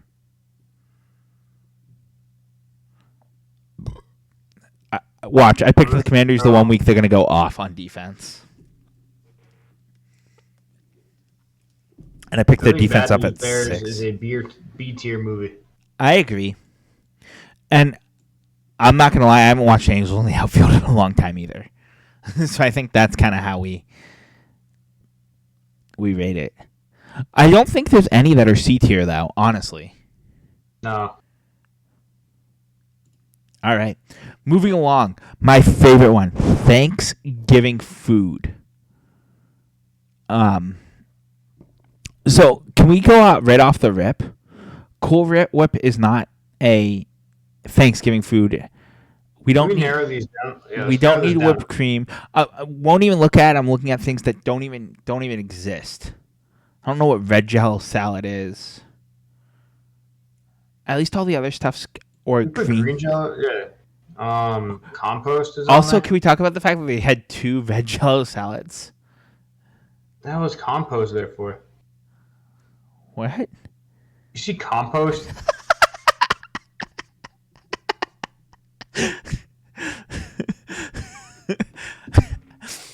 This feels like some like YouTuber or someone made this. It was made on my birthday last year. Well, happy birthday last year. All right, I think everything else is at least. I also don't know what white gravy is. Gravy. Well, I was gonna use brown gravy for gravy. Okay, I think this is everything. At least it's like normal foods. All right, I'll give you the 1-1 on this. What is your thing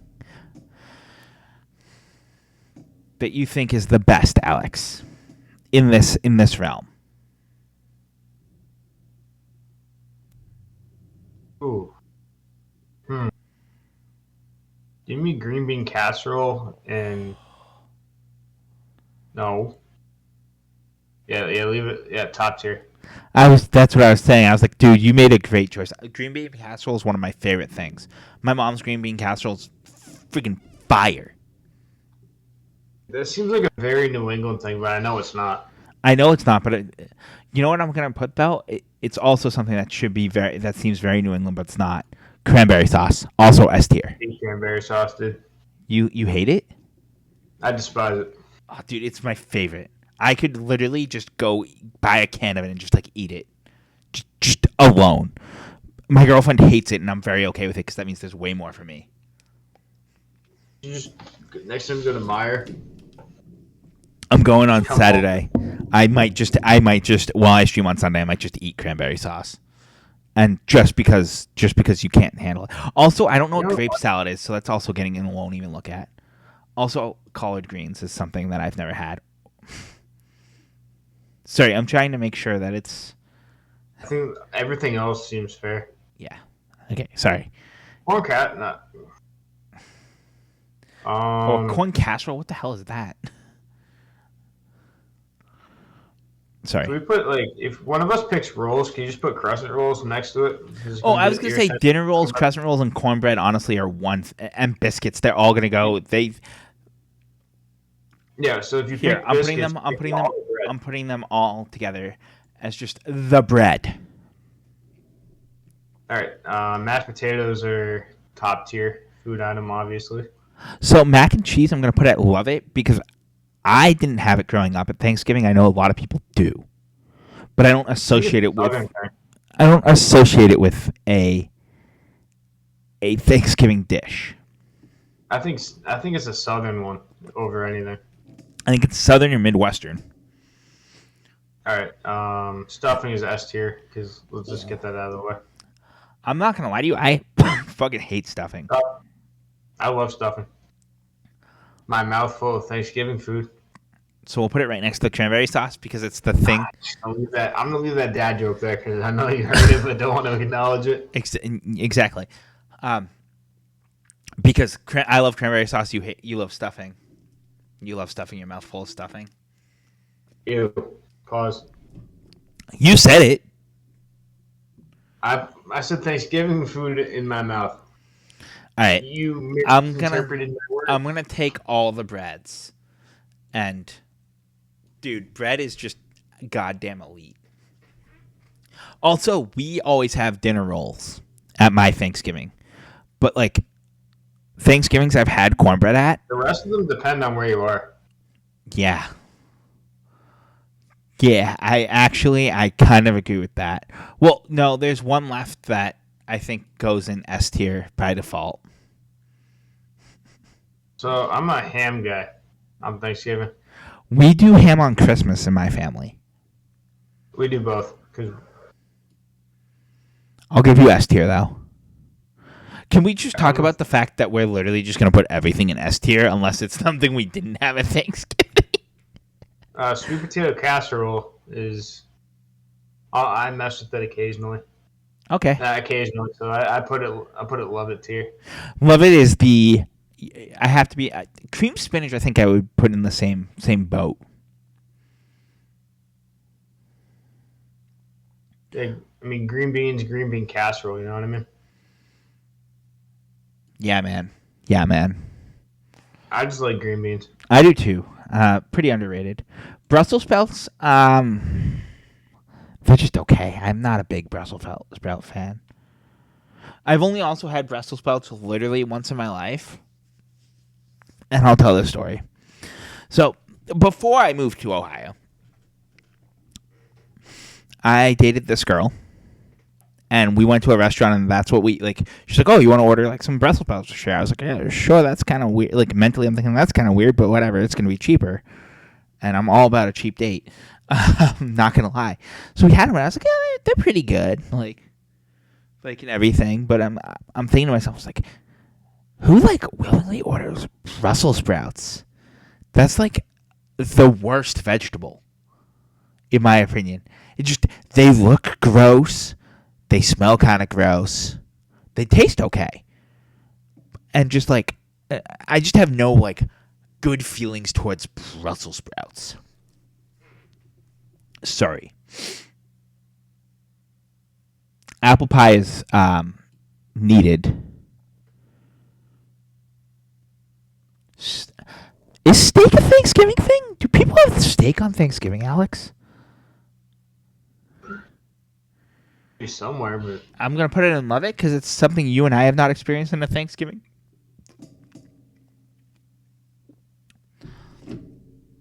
All right. Pecan pie. I'm going to start naming things and you just tell me where they go. Pecan pie. I've never had it. We're going to put it in and won't even look at it. Pumpkin pie. Pumpkin pie. Where would you put it, bud? We'll put it in It's Okay. Baked sweet potato. Baked squash. Actually, I fuck with squash heavily. I don't like gravy. Do you, Alex? Put it there. Glazed carrots? I mean, we always have our carrots boiled. I'm not going to lie.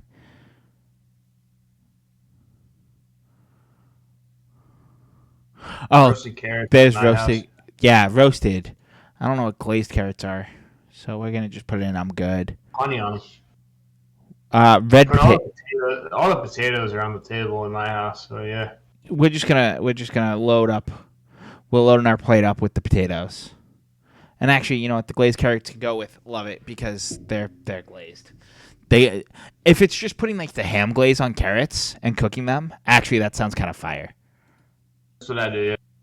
All right, 3 grids. I know it's 471 because that's since I have loaded up. Do you remember what the other 3 were? I know one of them was 569. 512 or something. All right. I will give you the 1-1 on this, Alex. All right, 1986. Oh, you're giving me Stanley Cup quizzes while we do this? Yeah. All right, well, it's the Edmonton Oilers.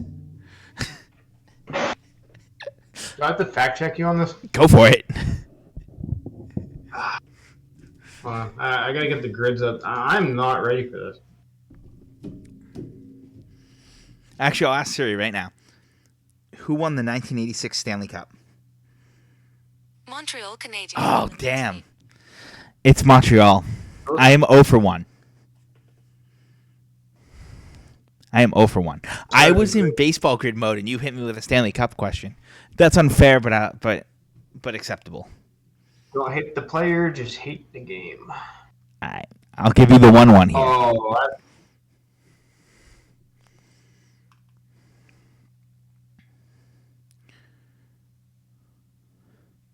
I'm gonna look on my.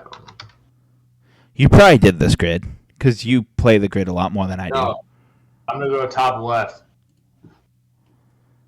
Okay. Nick Swisher. He was at Cleveland. Yes, he was. I did not know he played for Cleveland.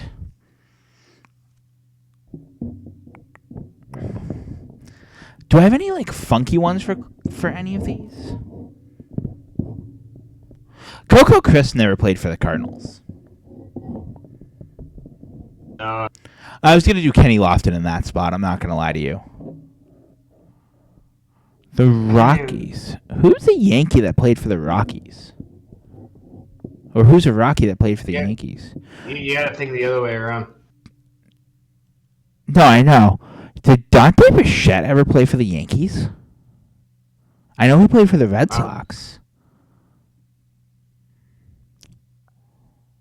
I know he played for the Bo Sox. No. Dante Bichette did not play for the Yankees. Todd Helton never played anywhere else. But Troy Troy with the Tua. yeah, he played for the Yankees, I know for the fact. Oh wait, you can put Ottavino in there too.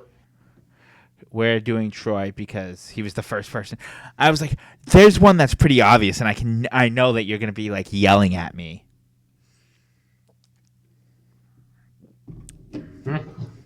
I was gonna say that was a pretty obvious one that because Johnny Damon never played for Cleveland. I wanted to put him here.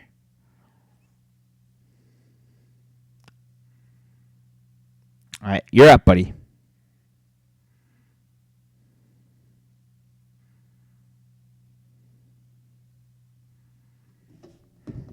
Go Cabrera have a 200 hit season?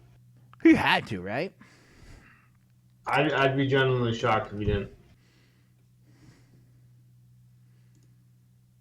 He was the 40% answer. I was gonna say Ty Cobb for that one. You know what? Lou Gehrig had to have hit 200 in a single season, right? Again, genuinely surprised. You know what I'm more surprised about? Only 9% of people picked him for that.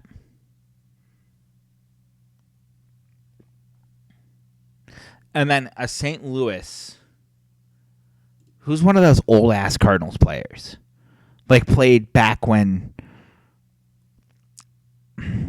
before Jackie Robinson, old-ass.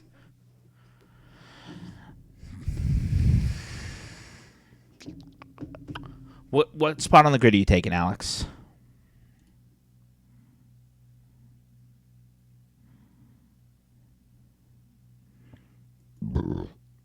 Thank you.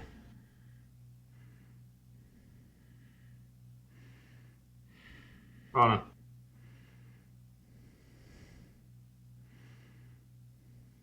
Alright, so I'm gonna go Cleveland and St. Louis. Mm-hmm. Mark Zipchinski.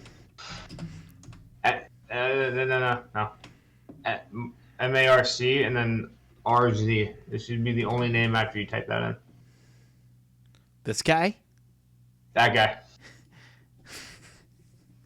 You just had to have looked him up. There's no way you can. No, like, I just remember that name for whatever reason. All right. Well,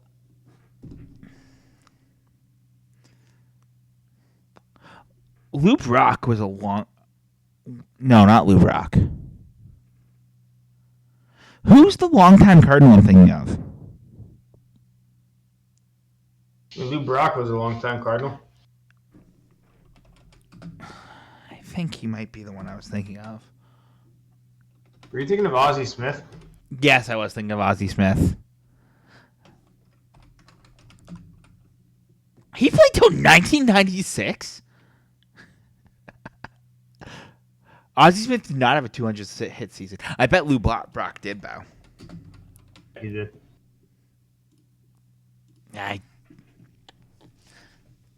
I was thinking of Lou Brock, and then you said Ozzie Smith, and I was like, oh, yeah, no, he was better at baseball. No, it's my recency bias speaking. All right, we only have two guesses left, so. I have two cop-outs on...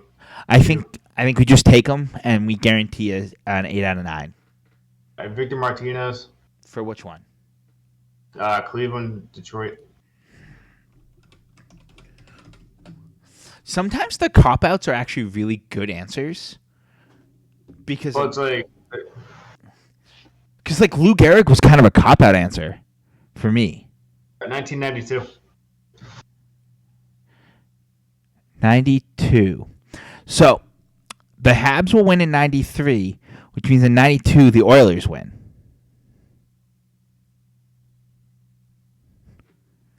I really want to have picked an Oilers here. Am I right? I feel like I have to be. 92 Stanley Cup champion.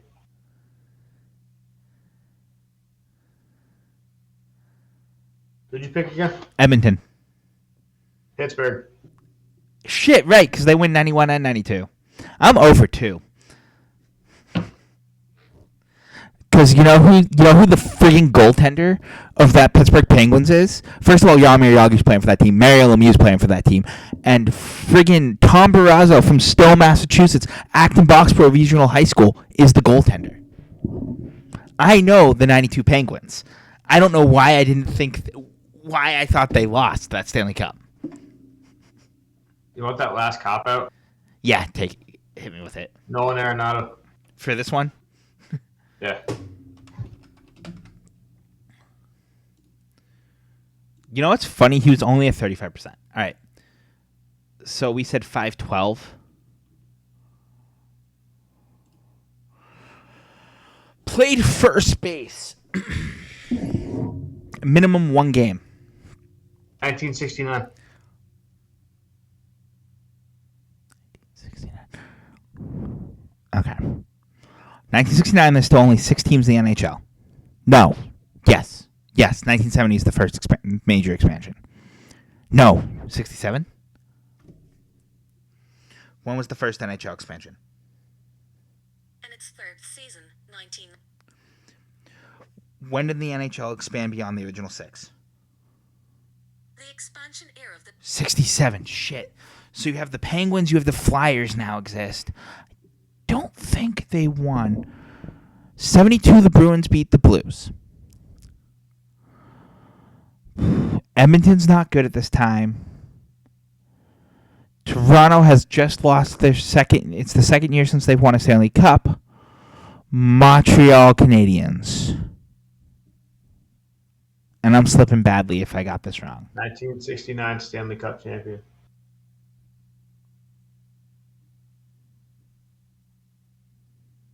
Montreal. One for 3. All right. You still have a Hall of Fame batting average. I'm going Jorge Posada, my favorite first baseman for the New York Yankees. Sir, what is your pick? You might want to look at the grid. I started us off hot with a 2%. Thanks, MLB The Show. I'm going to take the White Sox Yankee. Uh-huh. Lance Lynn. Really? That is not the White Sox Yankee I thought you were going to do. I thought you were going to go Andrew Benintendi. Or Lance Lynn's a good one. I like that, though.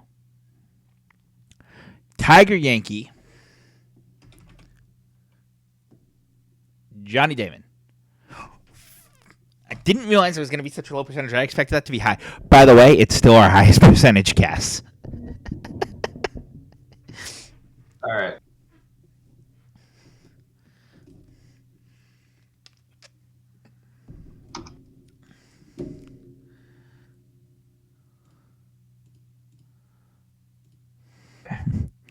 Still our highest Let's percentage. do White Sox and A's. Mm-hmm. Jermaine Dye. He was an A. Hmm. Absolutely sold us with the 12%. Fine.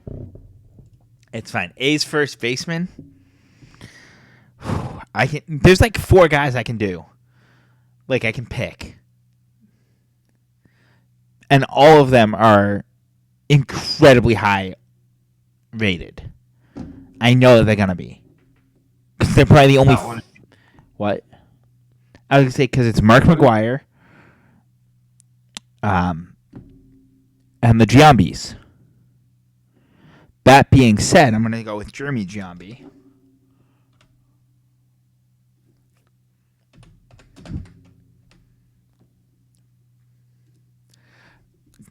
So apparently people just don't know Jeremy Giambi exists.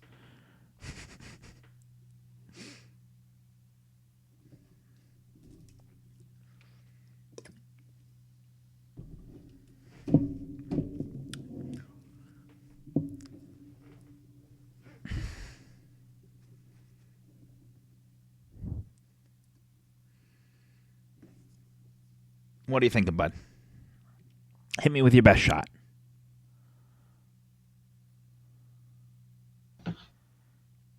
I do have a cop-out for the Orioles first baseman, so.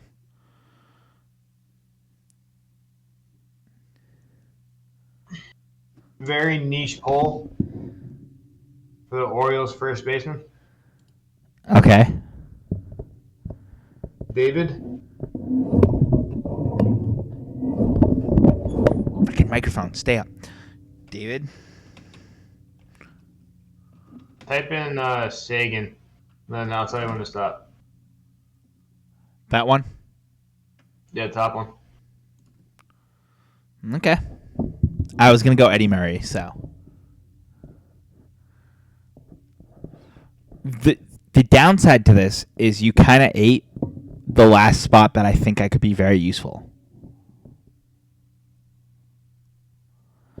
Because, like, I'm thinking about White Sox, and I can't think of guys that played for both the White Sox and Orioles.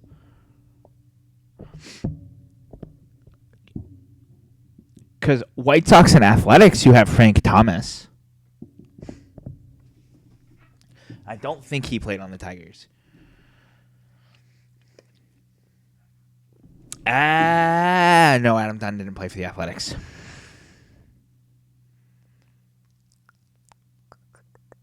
Orioles. You probably like, dude, there's like 10 people. Like, without thinking, there's 10 people that played for them. And the thing is, all the franchises left are old-ass franchises. Because, I mean, you have the Philadelphia Athletics. You can go back to 1901 for literally all of them.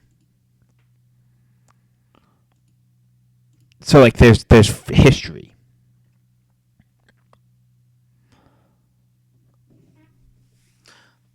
R.A. Dickey didn't play for any of them. He played for the Braves and the Mets. Wakefield was a Pirate. Jason Bay was a Pirate. Anthony Santander's only played for the Orioles, to my knowledge. Coco Crisp didn't play for any of these spots. Yeah, I got nothing. You're gonna have to carry the rest of this grid, buddy.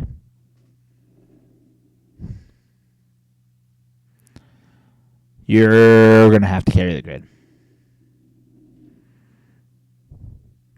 You might want to hit me with a Stanley Cup year while you start carrying this grid.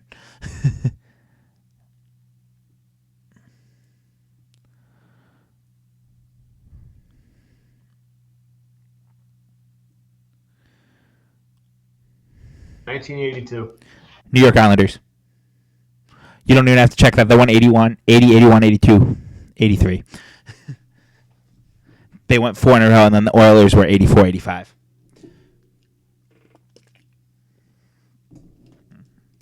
I think the only year in the 80s that the Oilers lost after the Islanders won was that one that I picked them, and it was actually Montreal that won.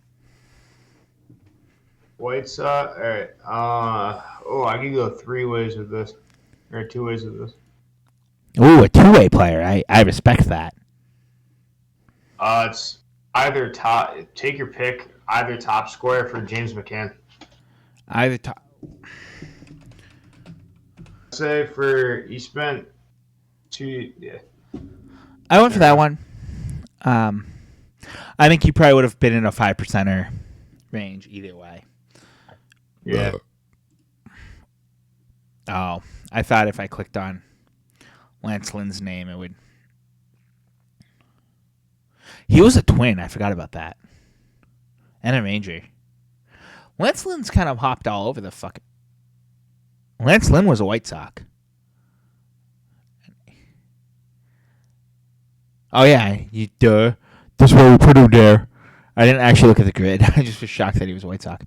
All right. Wait, would Johnny Damon have been a good answer? He was a Red Sox. He was Cleveland, Tampa Bay. Okay. And Oakland. Okay. Okay, cool. I just want to make sure that we didn't make us stupid by putting Johnny Damon where we did.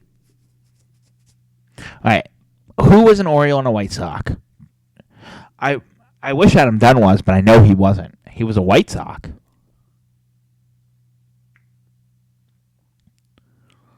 I'm probably a Twin. Oh, by the way, I'm 2 for 4, aren't I? On your quizzes.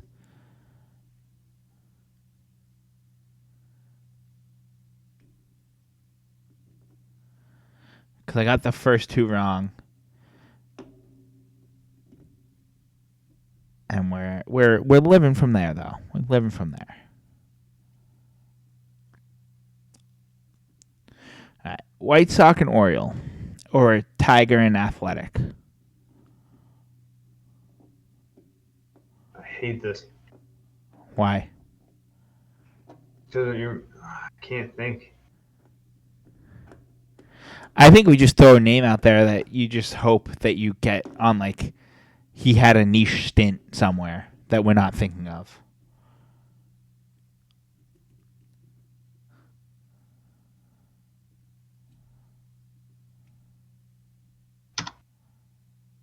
I got a cop out. This might work. Yeah, hit me with the cop out. Give me with the grid spot and who it is. Middle. Middle. Edwin Jackson. He would have worked for both, actually. Edwin.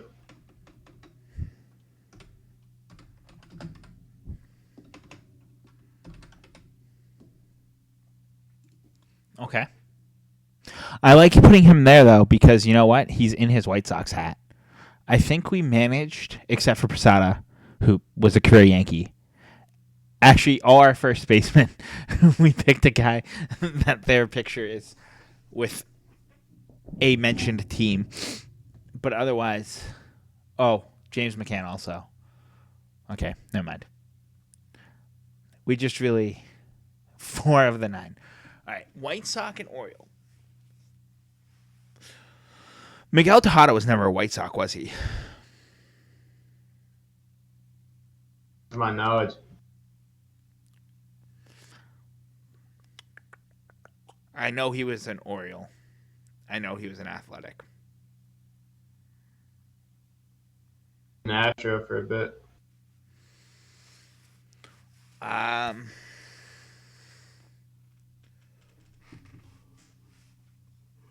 Evan Longoria never played in those places.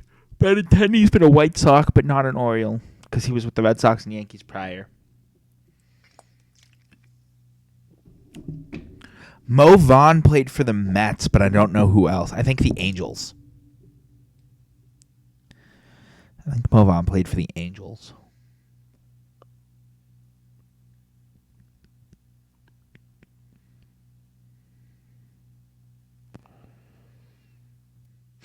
Eddie Murray, I know, played for the Dodgers. I don't know if he ever played for the White Sox. Try it if you want. You know what? We got 8 otherwise. What's the worst that happens? We guess wrong? We guess wrong.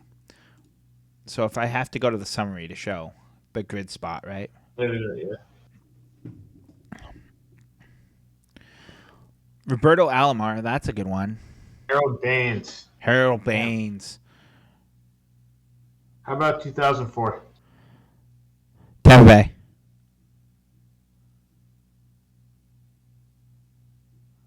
...2004 Stanley Cup champion.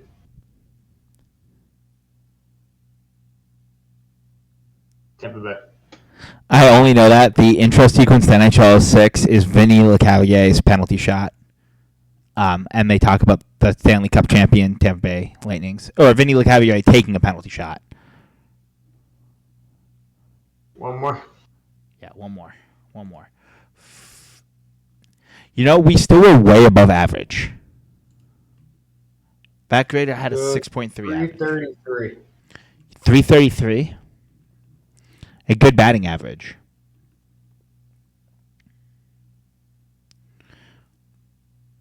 And I'm also 3 for 5 now. All right. I'm copping out on the first. Actually,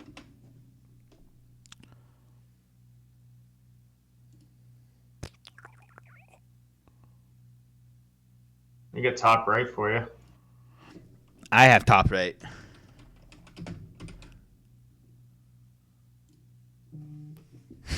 It's It's my favorite thought. name. It's my favorite name. I think we just take cop outs on this top row and we just accept it. Because I'm taking Jackie Robinson here. So the fact that it's 70% tells me is wild. I expected that to be like 99%. Yeah. Cleveland and an NLB player. That's what page. If you're going cop out. I didn't know he was with Cleveland. I don't actually know where he played, though, so.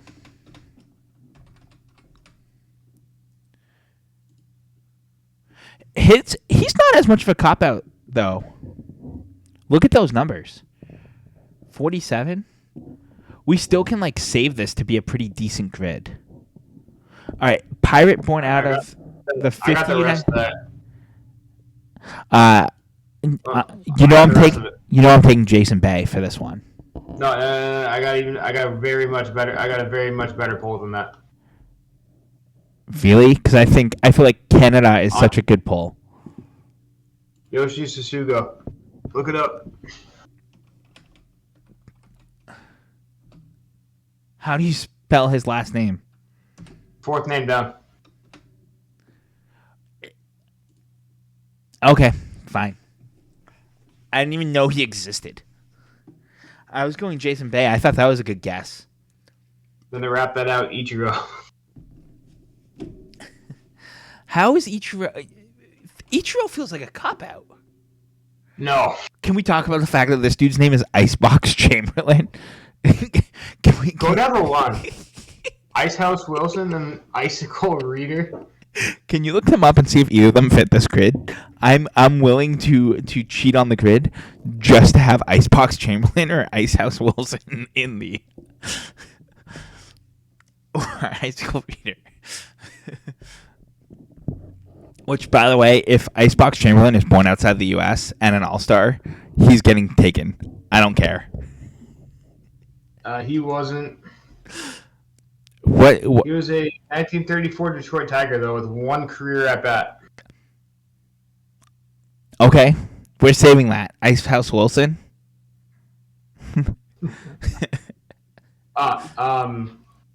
Icicle Reader. Born 1858. Mm-hmm. Any guesses on where? Oh, dude, it's got to be somewhere in Canada. Absolutely not. Where? Texas?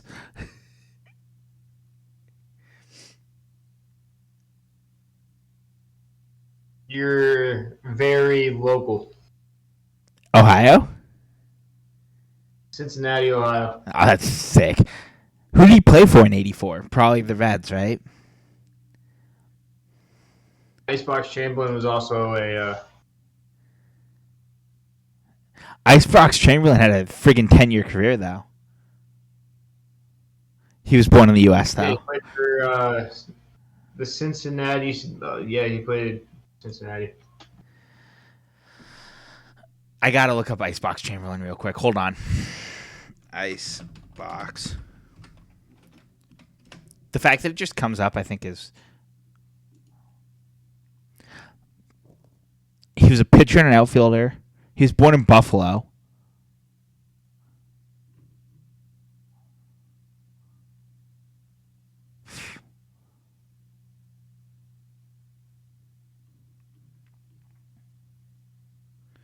Yeah, so he played... Oh, he played a lot of double-A ball, but they count that as part of his career. He was a Cleveland player, too. He was a Cleveland Spider.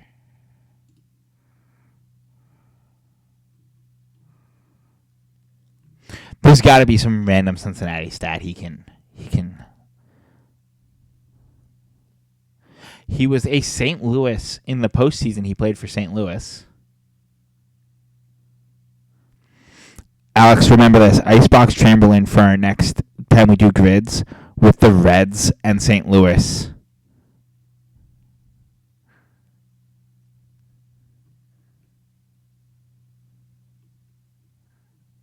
I got two very good polls. Sorry. All right. Hold on. Does this count the Cleveland Spiders? No, it's the Cleveland Naps. That sucks. All right. What are your I finished polls? at the bottom. The All-Stars? Yeah.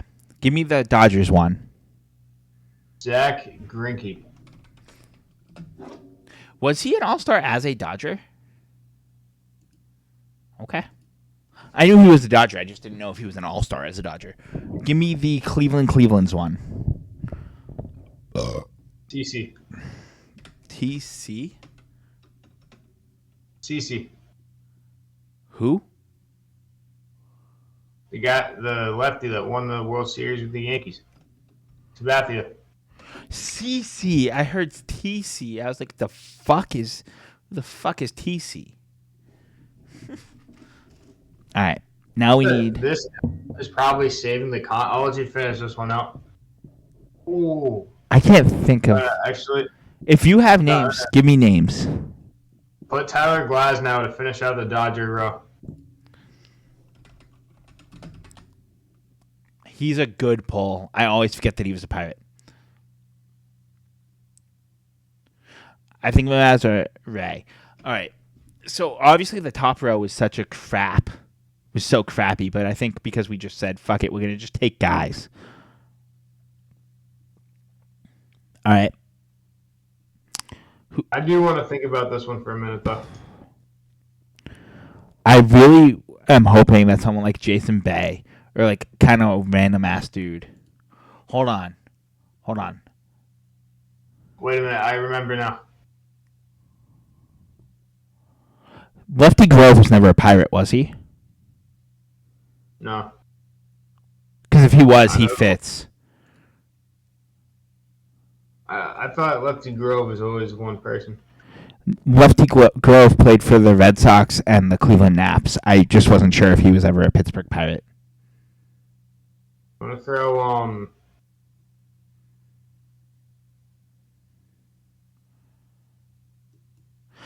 McCutcheon wasn't. Kenny Lofton in.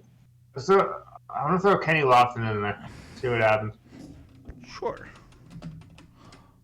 What's the worst that happens? We get an 8? Yo, I did not know Kenny. We got a 156, Alex. That's pretty good considering we had a 70 somewhere. All right, so I'm 3 for 5 on Stanley Cup years. Let's round those out here. 1990.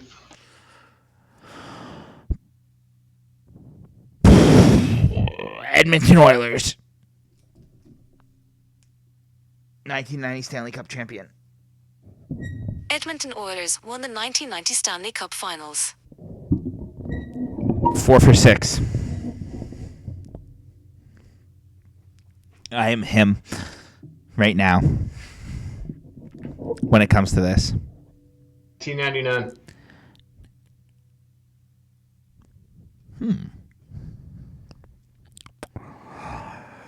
Detroit's really good at in the late 90s. I know it's not a Canadian team because it's post 93. The Ducks don't win yet because the Ducks are an 07 win. 06 is the Hurricanes. 97 is the Wings. Dallas Stars. Brett Hull scored with his foot in the crease over the Buffalo Sabres. 99 Stanley Cup champion.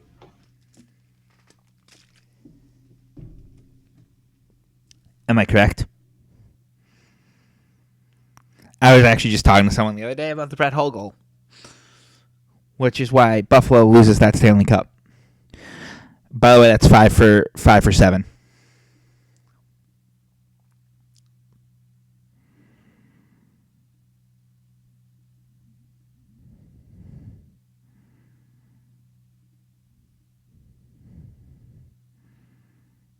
That one.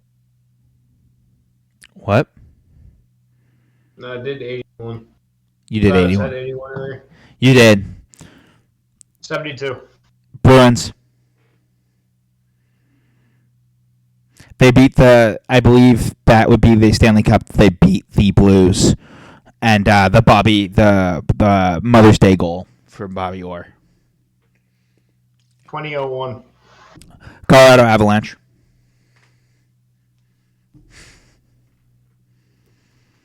So what? I was just 5 for 7, so I'm now 7 for 9. Dude, I got a C on this test.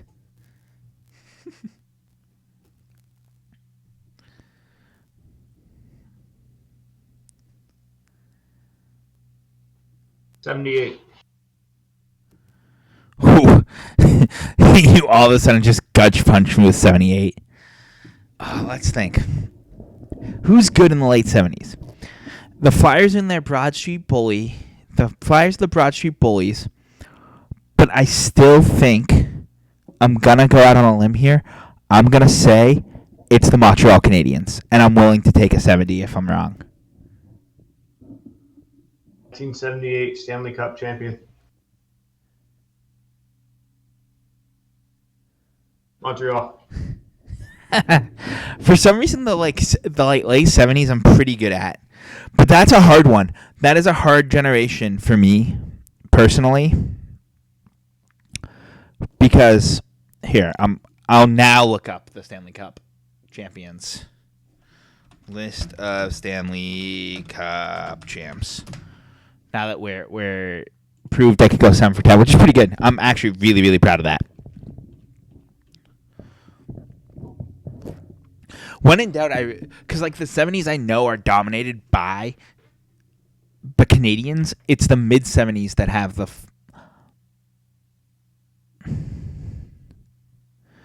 But yeah, see why it's pretty easy, like 80 to 88, because 86 is the Canadians, and then I'm glad you didn't throw 89 at me, Alex, because I wouldn't have gotten it.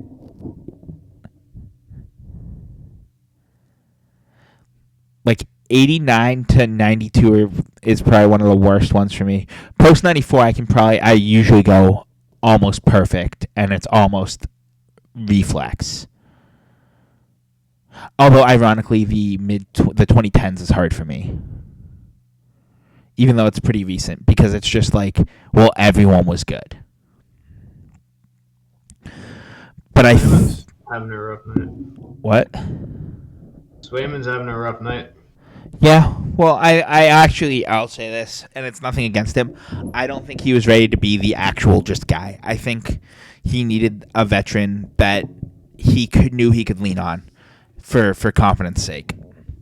But that's where we will leave it for tonight.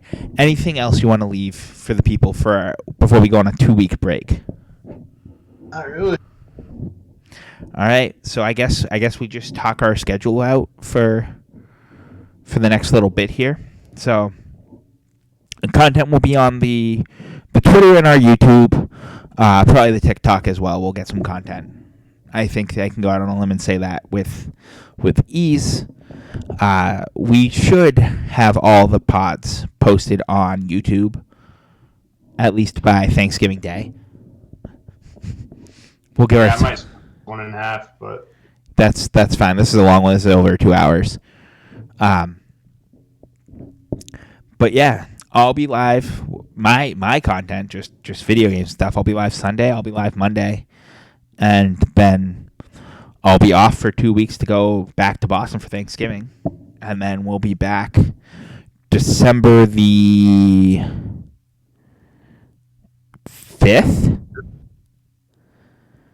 We should be doing a 5th. I think we'll actually hit every week in December except for the 26th. So I think December 5th we might actually do a whole month of content, Alex. yes, sir. Which, by the way, we should try to plan some reels, even if it's just reposting ones, to try to have content every day of December. I think that'd be a really cool thing, but we can talk about that offline, like next week. Also, are you around Thursday the 21st, like in the evening? I am. So, are you coming to my parents' house to watch the Browns-Steelers game? I mean, we can arrange it. All right. Definitely has to happen for the content. And by for the content, I mean just for you and I to get to hang out and have a good night.